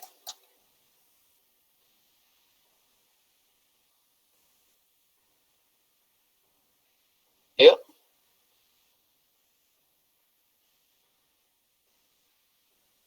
Ada lagi? Izin bertanya, Pak. Ya, silakan Hafiz. Kalau masalah selisih kurs itu gimana, Pak? Apakah Selisih kurs kan boleh. keuntungannya? Selisih kurs itu kan keuntungannya penghasilan, kalau ada expense boleh jadi biaya. Jadi ya apa adanya sepanjang Anda taat asas. Ya. Berarti baik untung maupun rugi diakui gitu, Pak? Iya. Sepanjang dalam kondisi normal ya, sepanjang normal ya. Tapi dulu pernah karena kursnya itu melonjak waktu zaman krisis dulu, maka ada ketentuan boleh tidak bolehnya itu dulu ada diatur khusus. Tapi sekarang kalau kondisi normal itu boleh. Terima kasih, Pak. Ya, oke. Yang lain silakan.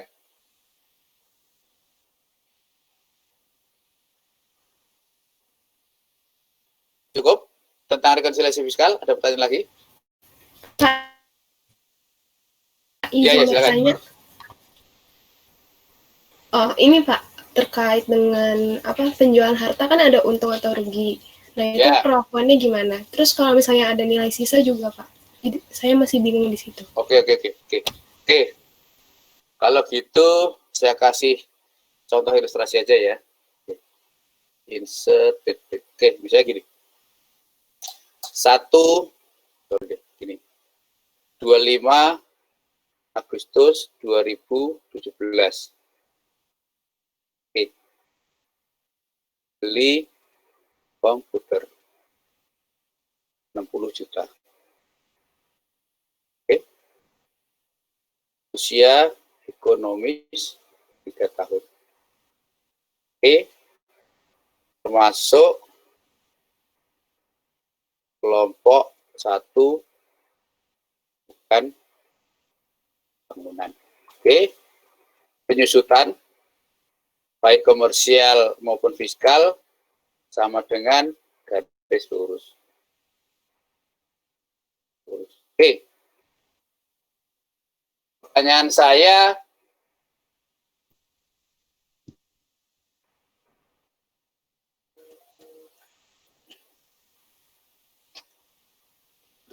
adalah penyusutan, atau pertanyaan saya adalah ini. Rekonsiliasi fiskal tahun 2017. Kira-kira gimana? Sebentar. Saya sebentar ya.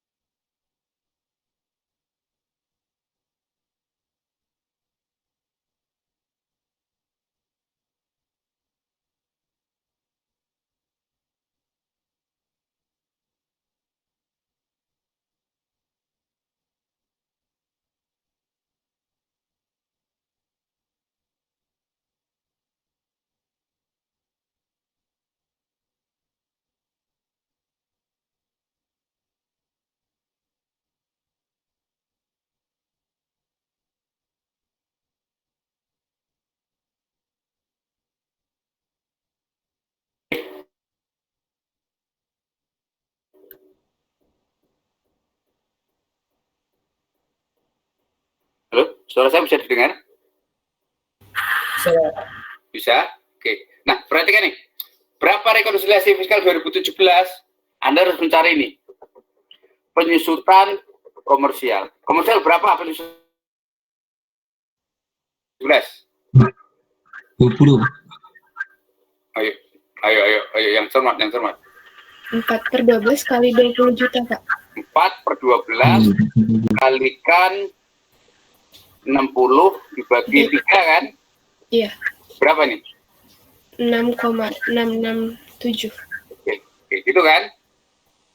Iya. Kemudian penyusutan fiskal berapa? 5/12 5/12 kali Anda harus ingat, Anda nggak boleh pakai perperan. Nah, kalau pajak Anda harus pakai tarif.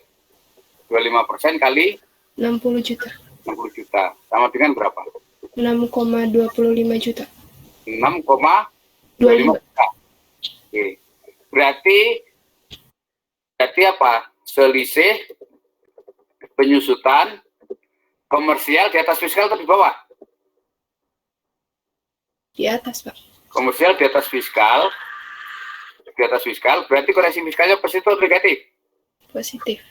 Positif. Sebesar 4,2. Sorry. 0,42 ya? Gitu kan? Juta. Oke. Kemudian, bagaimana rekonsiliasi fiskal 2018? Ini sama. Penyusutannya sama. Penyusutan komersialnya di sini adalah 12/12 kali 60 bagi 3. Berarti berapa di sini? 20. Oke. Kemudian penyusutan fiskalnya berapa? Sama, ini 12/12. Kali ini berapa? Berarti 15 juta. 15 juta kan? Ya. Iya. 15. Oke. Koreksinya adalah penyusutan apa? Komersial di atas Fiskal. berarti positif. Sebesar berapa? 5 juta. 5 juta. Oke. Kemudian ini di sini perhatikan. Pada tanggal 17 Mei 2019 komputer dijual. Oke, dijual seharga katakanlah 30 juta. Oke. Kira-kira bagaimana koreksinya di tahun 2019?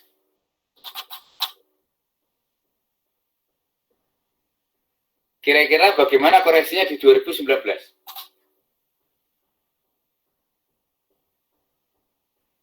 Ada yang tahu? Berarti harga komputernya dikurangi penyusutan ya, Pak? Nanti Anda tetap ngitung tuh di 2019 berapa penyusutan fiskal, berapa penyusutan komersial. Selisihnya juga Anda rekon. Kemudian pada 17 Mei 2019 kan Anda jual. Anda hitung namanya jual kan ada gain atau loss kan? Iya enggak? Iya. Anda tetap ngitung berapa gain menurut accounting, berapa gain atau loss menurut fiskal. Selisihnya itulah juga ada rekonsiliasi. Jadi kalau di suatu tahun itu ada pelepasan aset, Anda harus ngitung dua hal. Oke. Yang pertama nih, penyusutan sampai dengan 17 Mei 2019. Oke. Komersial gimana? Komersial berapa penyusutannya? 5/12. 5/12 kali 60 dibagi 3. Iya. Berapa itu? 6,67. 6,67. Oke, kita. Kemudian fiskalnya? Fiskalnya 5/12. Ayo. Tapi itu 17 Mei berarti. Gini perhatikan. Komputer itu dijual kapanpun pada tanggal Mei si pemilik baru mulai menyusutkannya bulan Mei atau bulan Juni?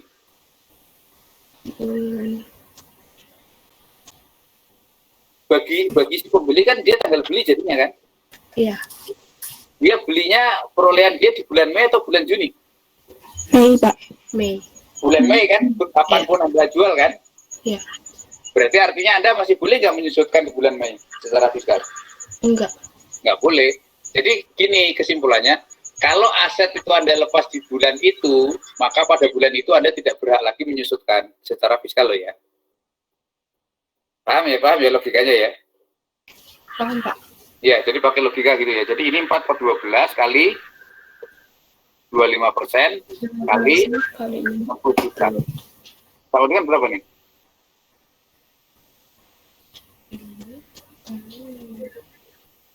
5 juta. Oke. Berarti selisih penyusutan komersial di atas fiskal ya? Iya. Sama dengan berarti koreksinya apa? Positif. Berarti koreksi fiskal positif. Sama dengan 1,67. 1,67. Oke. Nah, sekarang kalau begitu dari sisi komersial oke ya. Oke, dari sisi komersial nilai buku komersialnya berapa? 60 minus tadi 6,67 minus berapa? 20 minus 6,67. Ini berapa nih?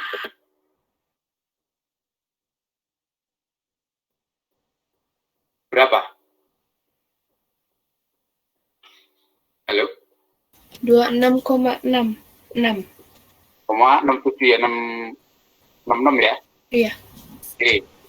Nah, sekarang profit Anda berapa? 30 juta.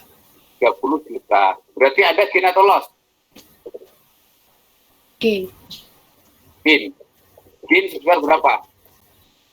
3,47. 37.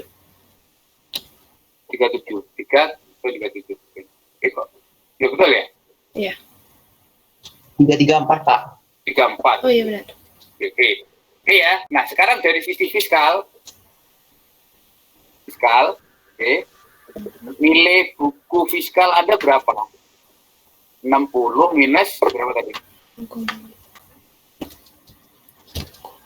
Kurangin 6,5 ya tadi ya? Dikurangi 6,25, dikurangi berapa tadi yang kedua tadi? 5, dikurangi berapa ya? Dikurangi 15 ya. Dikurangi 15, dikurangi 5, sama dengan berapa? 33,75. 33,75. Nah, sekarang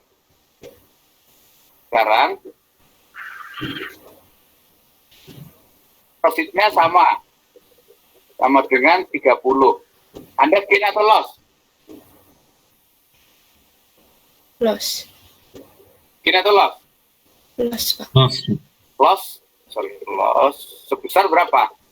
3,75.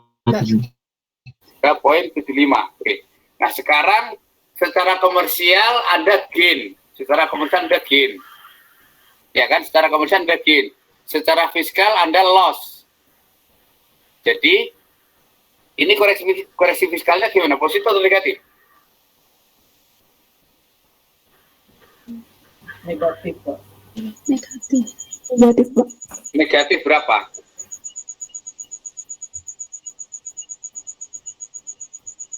3,75. 7,09. Negatifnya berapa? Anda itu secara pajak disuruh mengakui loss 3,75. Ya kan? Secara loss ya. Tetapi ternyata Anda justru malah mencatat gain 3,34. Berarti koreksi fiskalnya negatif berapa? 7,09. Apa sendiri? 7,09. Paham ya sekarang ya? Oke. Nah, untuk proofnya gini. Proof. Pada saat aset dilepas, oke, total koreksi fiskal itu harus sama dengan 0. Pada saat aset dilepas, hitungan kita. Nah, sekarang perhatikan. Yang pertama tadi koreksi fiskalnya berapa? Oke. 042 kan? Oke, 042. Oke. Kemudian yang kedua positif 5. Kemudian yang ketiga mana tadi koleksi tadi? Ini 167. Oke. Itu kalau ditotal sama ini yang terakhir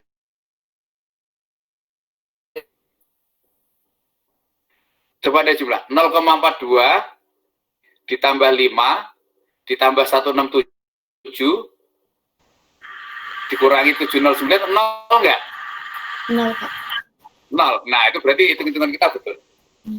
Jadi proofnya begitu ya? Ya. Sampai di sini ada pertanyaan? Pak, tapi kalau misalnya tidak diketahui penyusutan terus harganya, jadi tahu-tahu tiba-tiba ada keuntungan sejumlah X gitu, gimana Pak perlakuannya? Berarti itu kan keuntungan secara cuma diketahui keuntungan secara komersial kan? Iya. Nah, Anda harus nyari keuntungan secara fiskalnya berapa? Jadi tetap harus dihitung penyusutannya ya Pak? Iya tetap. Terima kasih Pak. Karena Anda kan pada saat aset dilepas kan, secara komponen kan, secara komersial dia kan mencatat expense penyusutannya berapa. Itu yang pertama. Kedua, dia kan juga mencatat adanya gain atau loss kan secara pembukuan loh ya. Betul nggak? Betul. Ya, pada tahun di mana aset dilepas, secara pembukuan kan dia mencatat sampai dengan saat pembukuan kan tetap mencatat expense-nya berapa. Pada saat dilepas dia harus mencatat juga gain atau loss-nya juga secara pembukuan tapi. Nah, itu Anda bandingkan dengan angka-angka komersial. Itulah yang Anda rekonsiliasi fiskal di tahun itu, gitu loh maksudnya. Oke, sampai di sini ada pertanyaan? Baik, terima kasih Pak. Oke. Pak, izin screenshot dari atas ini Pak catatannya. Oh, sebentar. Oke. Atau saya kecilin aja fontnya sebentar. Fontnya 22 kan?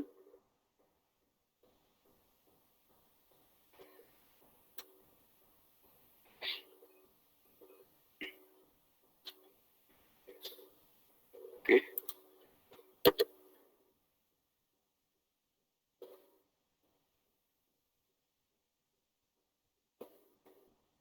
Begitu ya.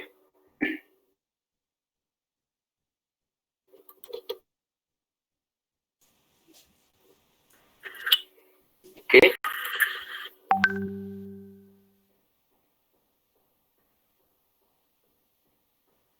Silakan kalau ada pertanyaan lagi. Coba lihat yang itu Pak, yang proof-nya itu Pak. Ya. Yang proof bagian bawah. Ya. Nah, berarti kalau saat KF-nya di 0, berarti kita ngakuinnya 0 Pak, apa gimana? Enggak, ini kan cuma untuk membuktikan bahwa hitung-hitungan Anda itu betul. Jadi pada tahun, perhatikan saya ulang. Pada tahun 2017, Anda melakukan rekonsiliasi fiskal kan positif 0,42. Pada tahun 2018, Anda melakukan rekonsiliasi fiskal positif kan 5 juta. Di 2019, Anda melakukan rekonsiliasi 2. Yang satu penyusutan sampai dengan saat jual, yang kedua atas gain atau loss dari penjualan.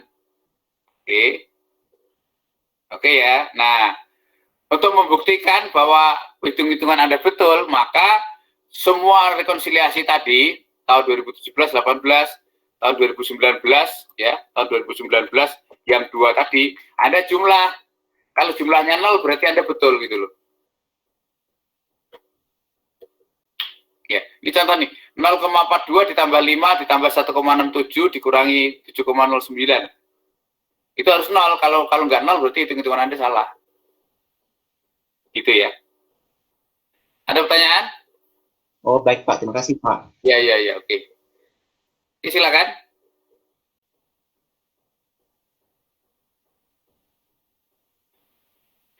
Silakan.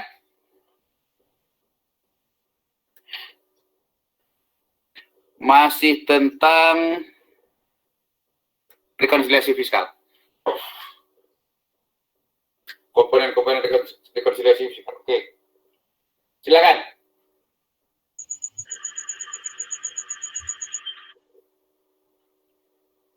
Silakan.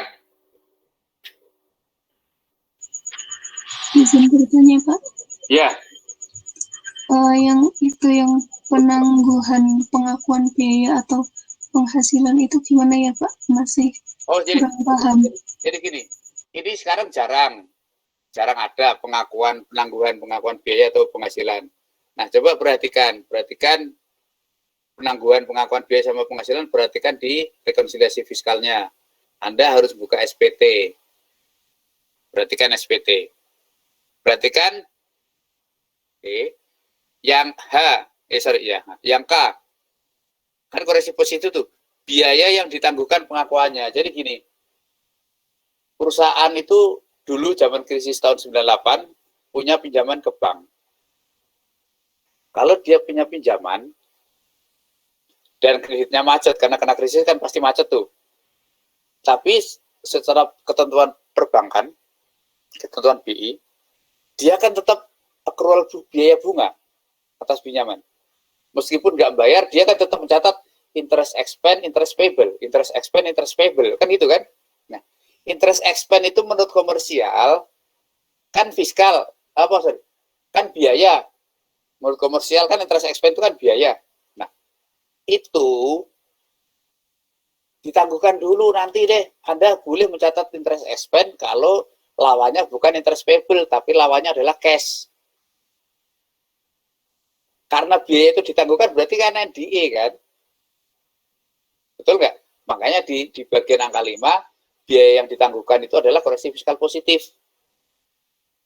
Anda punya biaya pinjaman ke bank, tapi disuruh menangguhkan pengakuannya. Nanti saja kalau udah ada pelunasan cash basis. Oke. Itu ya. Nah, sekarang sebaliknya, di bawah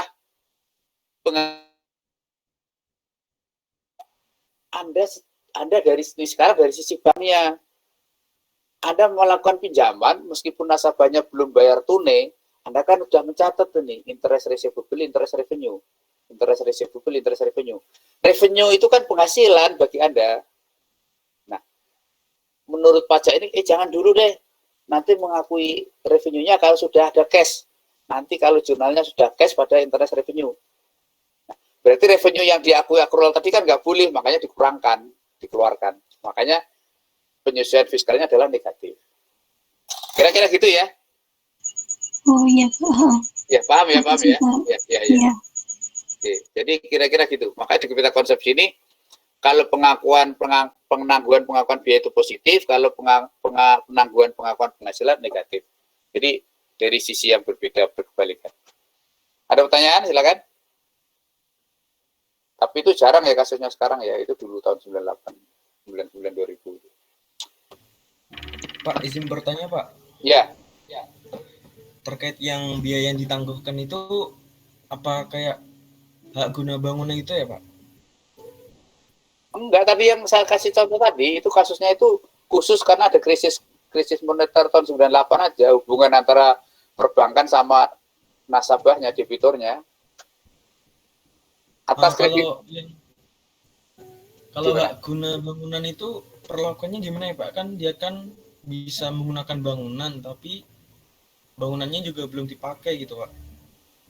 Anda tahu nggak? Ada dulu waktu belajar hukum perdata, Anda tahu nggak bedanya hak milik, hak GB, hak GU, hak pakai? Lupa. Apa? Nah itu makanya Anda harus tahu itu pengertian HGB itu apa. Oke. Bedanya HGB itu apa, Anda harus tahu itu. Hak milik HGB ya. Jadi Itu adalah tanda bukti kepemilikan Anda atau hak Anda atas suatu tanah atau bangunan. Ya. Nah, Anda kan waktu belajar plan property equipment kan ada belajar kan perolehan tanah bangunan itu yang disusutkan mana, yang diamortisasi yang mana, ya, yang tidak disusutkan yang mana, dulu kan belajar itu. Nah di pajak pun juga begitu. Ya. Tadi Anda baca deh pasal 11. Anda baca pasal 11 ya. Pasal 11 Undang-Undang PPH. Di situ ketahuan kok. Jadi kalau perolehan haknya itu bagaimana, itu treatmentnya seperti apa kan ada di situ. Mana ini? Ini pasal 11. Perhatikan nih. Oh ini. Penyusutan atas pengeluaran untuk pembelian, pendirian, penambahan, perbaikan atau perubahan harta berwujud. Kecuali tanah. Jadi kalau Anda beli tanah itu tidak boleh disusutkan menurut pajak. Tanah yang gimana? Yang berstatus hak milik, HGB, HGU, hak pakai, okay, maka itu tidak boleh disusutkan. Perolehan tanah yang itu tidak boleh disusutkan. Itu loh maksudnya itu gitu ya.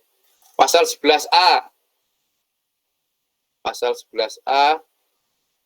Nih. Amortisasi atas pengeluaran untuk memperoleh harta tak berwujud. Beli paten, beli franchise, dan seterusnya misalnya itu.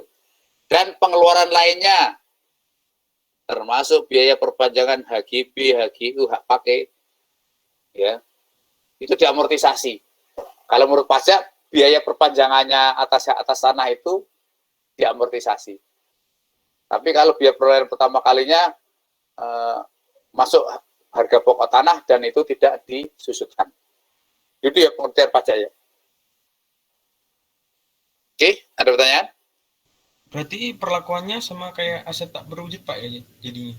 Iya. Jadi misalnya gini, saya punya tanah HGB, status tanah itu HGB. Perusahaan, perhatikan ya, orang pribadi itu boleh memiliki tanah statusnya hak milik atau HGB. Perusahaan tidak boleh memiliki tanah dengan status hak milik, minimal HGB. Perhatikan itu. Nah, kalau misalnya perusahaan itu dulu membeli tanah statusnya HGB kan, maka nilai perolehan tanah dulu macam-macam kan masuk nilai aset tanah, tidak disusutkan. Nah, tanah itu HGB kan ada usia manfaat, ada usianya. HGB misalnya sekarang kalau tidak salah 25 tahun, setelah itu diperpanjang itu. Nah, pada saat perpanjangan HGB yang kedua, kan keluar biaya-biaya itu banyak sekian, karena ngukur ulang, ke BPN macam-macam ada biayanya. Nah, atas biaya itu diamortisasi. Kira-kira gitu ya. Kalau semisal itu HGB-nya itu buat menunjang penghasilan perusahaan yang final itu loh Pak. Berarti itu diamortisasi Pak ya? Ya tetap diamortisasi. Cuma kalau penghasilannya final, tadi kan saya bilang seluruh biaya expense yang timbul tidak boleh jadi biaya. Ya. Kalau namanya proses menyusutkan, proses amortisasi itu perusahaan apapun tetap sama prosesnya. Hanya sekarang kalau misalnya perusahaannya final, maka seluruh biaya terkait tidak boleh jadi biaya. Di situ aja bedanya. Ya. Berarti tidak diamortisasi Pak ya? Langsung aja dikoreksi positif aja Pak ya? Ya tetap dihitung, amortisasinya semua itu tetap dihitung, tapi semuanya menjadi koreksi fiskal positif. Ya kan proses amortisasi kan tidak memandang itu perusahaan final atau tidak dan seterusnya kan tidak memandang itu.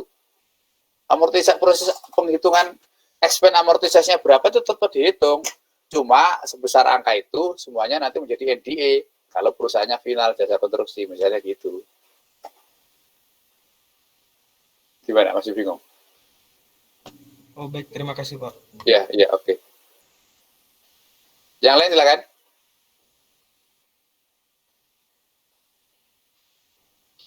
Yang lain silakan, masih tentang rekonsiliasi.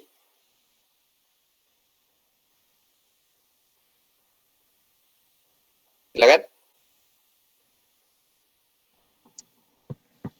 Pak, izin bertanya Pak. Ya. Kalau misal sebuah perusahaan perkebunan, dia memiliki aset sawit yang sudah berpenghasilan dan belum berpenghasilan. Terus memiliki aset jembatan juga. Nah, itu perlakuannya atas ketiga aset itu gimana ya, Pak? Ngikuti accounting, Anda kan udah tahu kan aset biologi dan seterusnya diatur di situ ya. Nah sekarang kalau misalnya jembatan itu masuk bangunan atau tidak? Kalau bangunan permanen tidak permanen. Nah Anda harus baca di sini nih di pasal 11 ini nih kelompok hartanya apa? Di pasal 11 kelompok hartanya masuk yang mana? Apakah bangunan bukan bangunan? Bangunan apakah permanen tidak permanen? Gitu ya.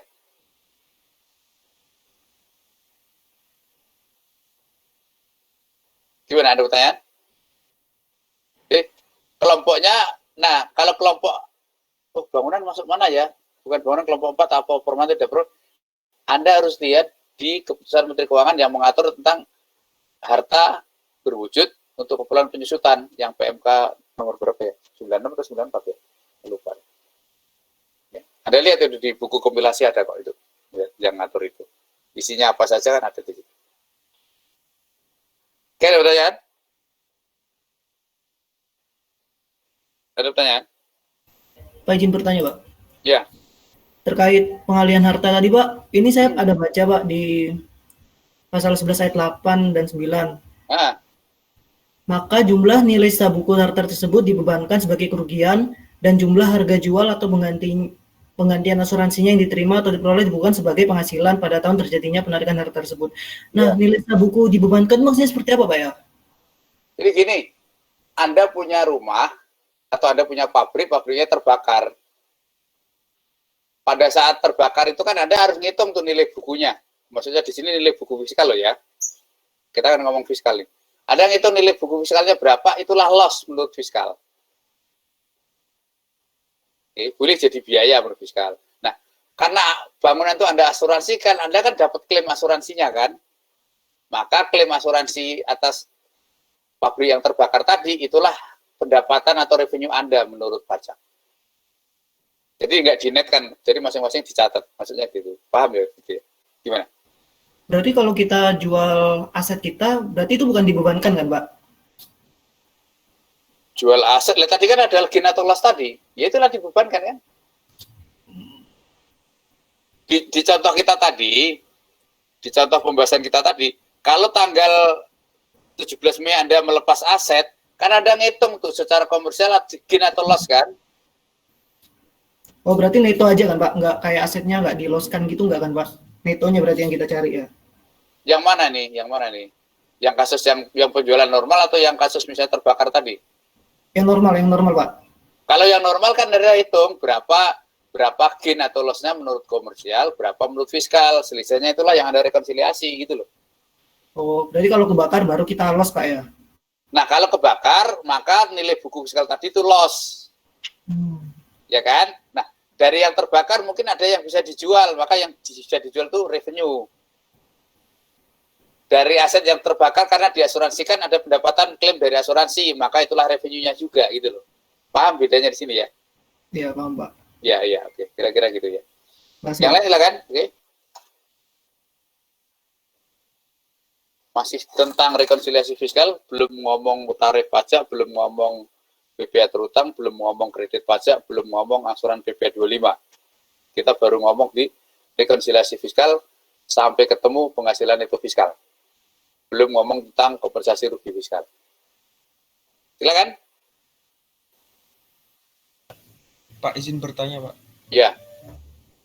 Semisal ini kan ada biaya renovasi, terus menambah ekonomis, volume, dan lain-lain. Itu kan secara komersial kan menambah nilai asetnya.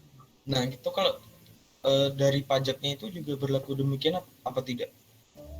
Itu dalam tanda kutip dianggap sebagai aset baru. Jadi itu nilai perolehan terpisah. Beda ya sama ketentuan di PPE, Plan Property Agreement agak beda itu. Ya. Anda baca di pasal 11 itu kan termasuk penambahan dan seterusnya kan? Ini. Paling atas tuh. Penyusutan atas pengeluaran untuk pembelian, pendirian, penambahan, perbaikan.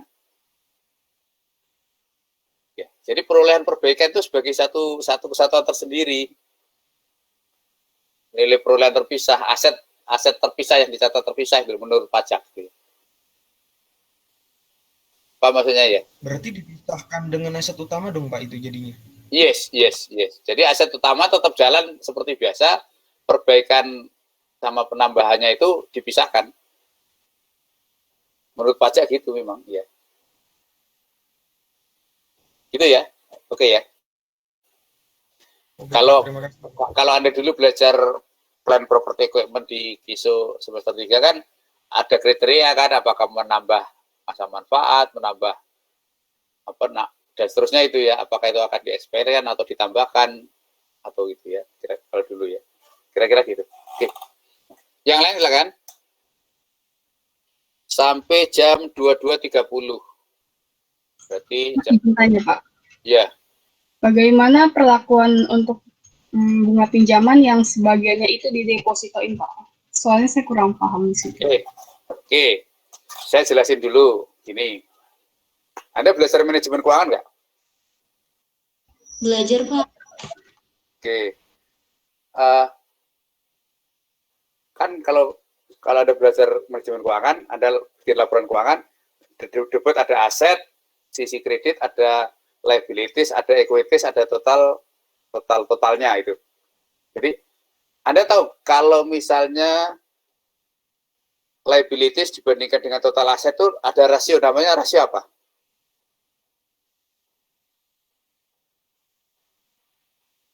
Namanya rasionya apa? Debt to asset. Debt ratio. DEBT, B-nya jangan pernah diucapkan. Jadi debt ratio. Oke. Perhatikan, kalau semakin besar debt ratio, kemungkinan interest expense-nya semakin besar atau semakin kecil? Besar. Ayo, Anda belajar di manajemen keuangan. Kalau debt ratio-nya gede, interest expense-nya kemungkinan semakin besar atau semakin kecil? Besar. Semakin besar. Oke. Sedangkan di Undang-Undang Pajak Pasal 6, interest expense itu adalah biaya fiskal. Oke. Artinya apa? Kalau semakin besar interest expense, PHKP-nya atau laba fiskalnya kemungkinan lebih besar atau lebih kecil?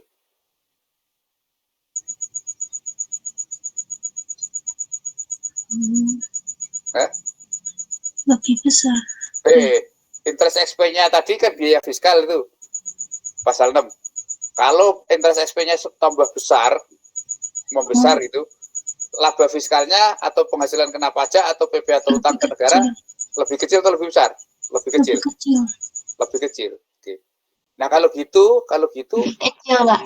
Lebih kecil kan? Kalau gitu orang akan cenderung membuat komposisi debt ratio semakin besar, semakin pinjam supaya ada expand, akhirnya perusahaan itu dalam tanda kutip bisa nggak bayar pajak karena beban bunganya tinggi kan gitu kan. Nah, untuk mengatasi itu keluar peraturan Menteri Keuangan. Jadi menurut pajak debt ratio itu diatur. Jadi perusahaan itu nggak sembarang boleh mengakui interest expense sekian sesuai realisasinya, nggak boleh. Jadi ada aturan di pajak itu, debt ratio itu diatur. Oke. Tapi Anda nggak belajar itu. Oke, sekarang perhatikan. Anda tadi udah belajar ya. Kalau perusahaan pinjam, debt ratio-nya tinggi, interest expense-nya tinggi, labanya menurut pajak kemungkinan rendah. Karena interest expense adalah biaya fiskal. Oke. Sebaliknya, kalau perusahaan itu menempatkan dananya di deposito, dia akan terima penghasilan nggak? Ada interest revenue nggak? Ada interest revenue. Oke. Interest revenue-nya itu final tidak? Penghasilan final nggak? Pertanyaan saya, interest revenue itu penghasilan final nggak? Nah ini penghasilan bunga itu dalam konteks kita belajar rekonsiliasi fiskal, itu adalah biaya-biaya yang diatur khusus ya. Pertanyaan saya, interest revenue itu final nggak? Jadi kita ngomong di sini ya, penghasilan atau biaya yang diatur lebih khusus. Pertanyaan ke saya tadi, Kalau Anda punya dana, BP Badan punya dana ditempatkan deposito di bank, punya interest revenue, bunga deposito, itu final atau tidak, pertanyaan saya? Final, Pak. Kalau final, berarti kan tidak masuk perhitungan neto fiskal, kan? Kan dikurangkan, kan? Kan justru dikurangkan dari komersial, mengurangi fiskal, kan? Iya nggak? Sekarang Anda bayangkan gini, kalau misalnya gini, saya dapat pinjaman dari bank 10 miliar. Ada interest expense nggak? Ada nggak? Ada, kan? Kemudian dana yang saya dapat dari bank 10 miliar tadi, saya tabung deposito lagi di bank lain 10 miliar juga. Saya mendapat interest revenue. Cuma interest revenue-nya final. Sekarang apa efek pajaknya? Coba Anda bayangkan. Interest revenue-nya final, dia justru rekonsiliasinya negatif karena penghasilan final kan dikeluarkan. Berarti PHKP saya turun dong, laba fiskal saya turun dong. Interest expense saya karena punya pinjaman ke bank naik, DI-nya naik, DI naik itu berarti artinya apa? Penghasilan neto fiskal juga turun. Oke, negara rugi dong dengan permainan seperti itu. Iya. Maka diatur interest expense, seandainya interest expense itu lebih rendah sama dengan interest revenue, maka interest expense-nya seluruhnya NDE. Perhatikan nih, filosofinya pajak itu gini. Kalau interest expense lebih rendah atau sama dengan interest revenue, maka interest expense tadi NDE. Oke ya, ini interest revenue yang dari deposito tadi maksudnya. Sedangkan kalau interest expense lebih tinggi dibandingkan dengan interest revenue, maka selisih itulah yang DE. Selisih itulah yang DE. Ada pertanyaan? Ada pertanyaan? Masih bingung? Kalau interest revenue-nya itu lebih rendah atau sama dengan interest revenue, maka seluruhnya NDE. Kalau interest expense-nya lebih tinggi dibandingkan interest revenue, maka selisihnya itulah yang DE. Masih bingung? Masih bingung? Paham, Pak. Ya, perhatikan. Kalau interest revenue-nya lebih rendah atau sama dengan interest revenue, maka interest expense-nya tadi semuanya NDE. Kalau interest expense lebih besar dibandingkan interest revenue, maka selisihnya saja itulah yang DE. Ntar saya mau buka contohnya mana ya? Ini ya, saya lupa.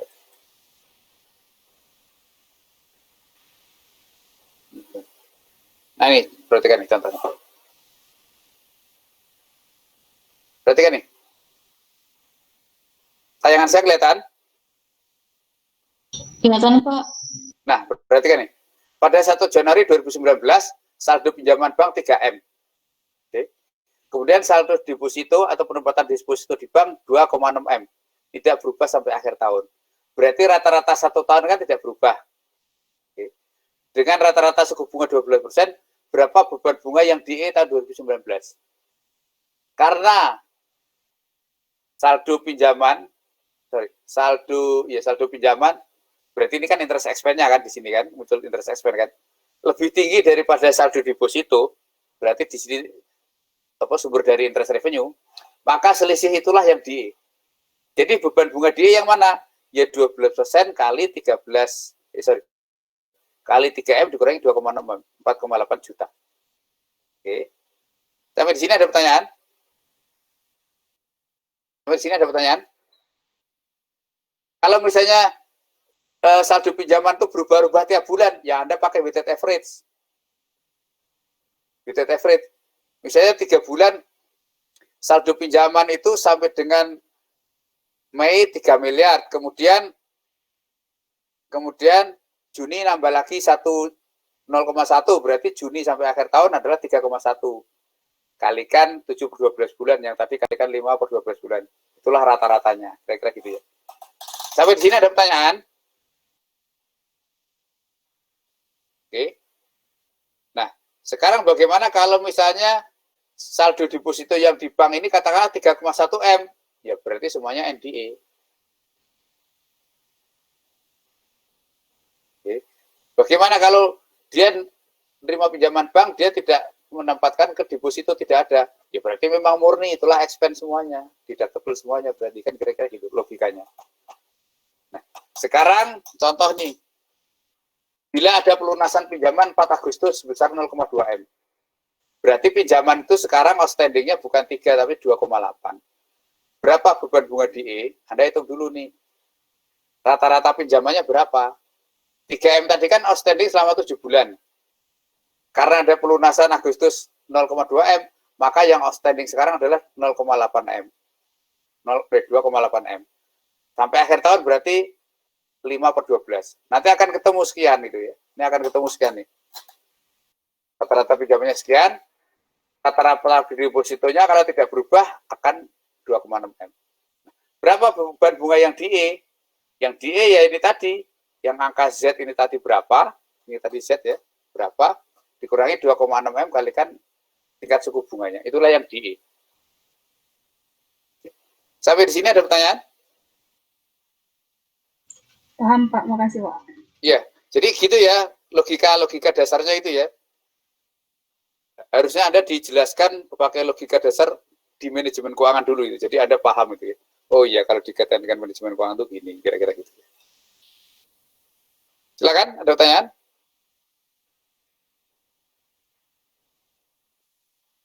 Jadi Anda harus paham filosofinya kenapa begitu ya, hitung-hitungannya kenapa begitu itu ya. Jadi kesimpulan tadi gimana? Interest tadi ya, bunga ya. Pada dasarnya bunga itu kalau bunga dalam masa konstruksi menurut pajak juga boleh dikapitalisir ya. Itu ketentuan pajaknya gitu. Interest. Kalau expense kurang dari revenue-nya, maka gimana tadi? Kurang dari atau sama dengan revenue ya? NDE semua, Pak. Hah? NDE semua. NDE semua. Ya. Ya, interest expense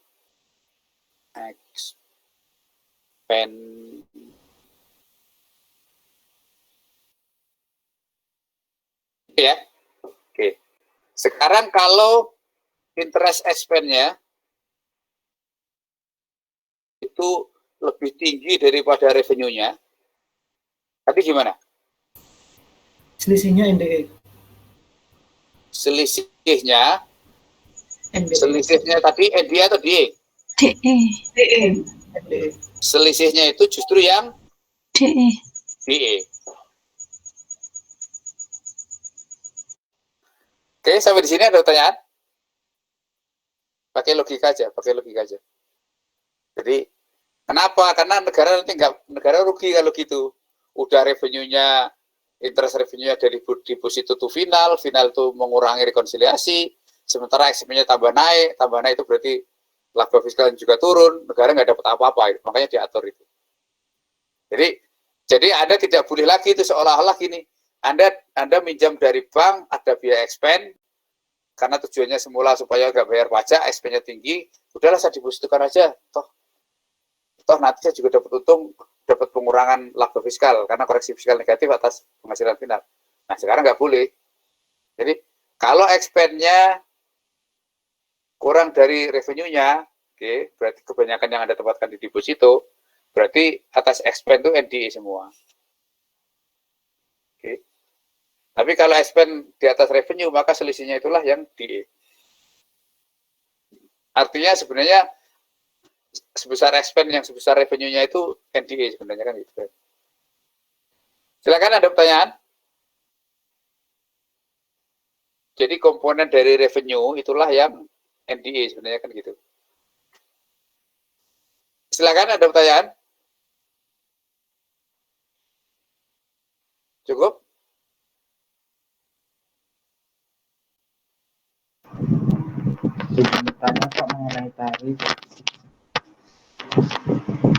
Tentang rekonsiliasi fiskal dulu, Ya, nggak ada pertanyaan? Oke, gambarannya kira-kira gitu ya. Oke. Nah, sekarang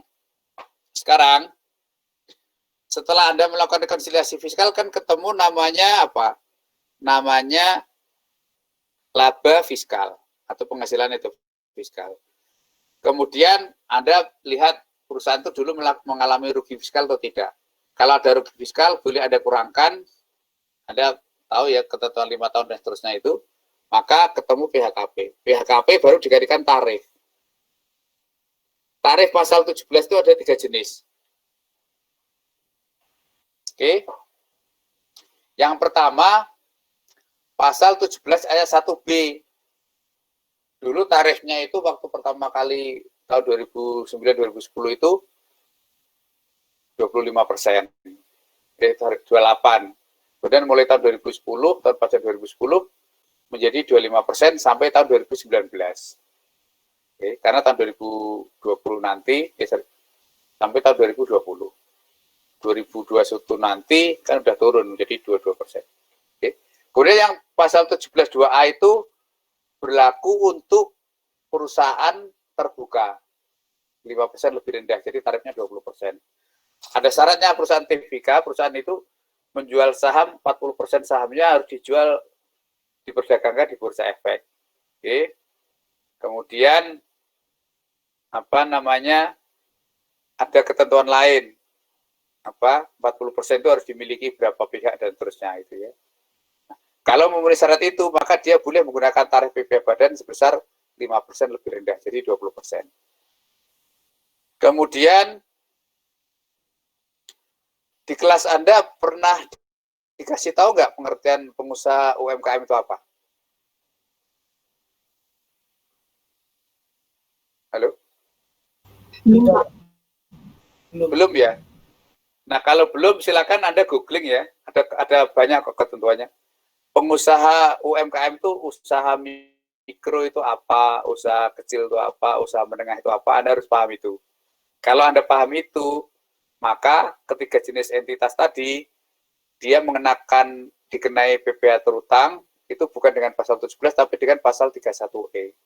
Jadi dia wajib mengenakan PPh terutangnya dengan tarif pasal 31E untuk UMKM. Nah, UMKM apa itu?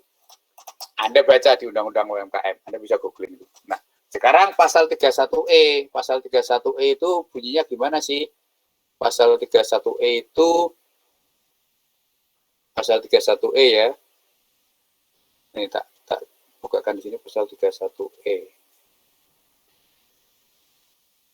Pasal 28, ini pasal 29, 31E. Nah, perhatikan. Ini pasal 31E. WP Badan Dalam Negeri, ya. BUT bukan ya, BUT nggak masuk. Oke. Dengan peredaran bruto sampai dengan 50 miliar. Perhatikan, saya nggak tahu Anda dikasih tahu nggak, pengertian peredaran bruto 50 miliar, angka 50 miliar di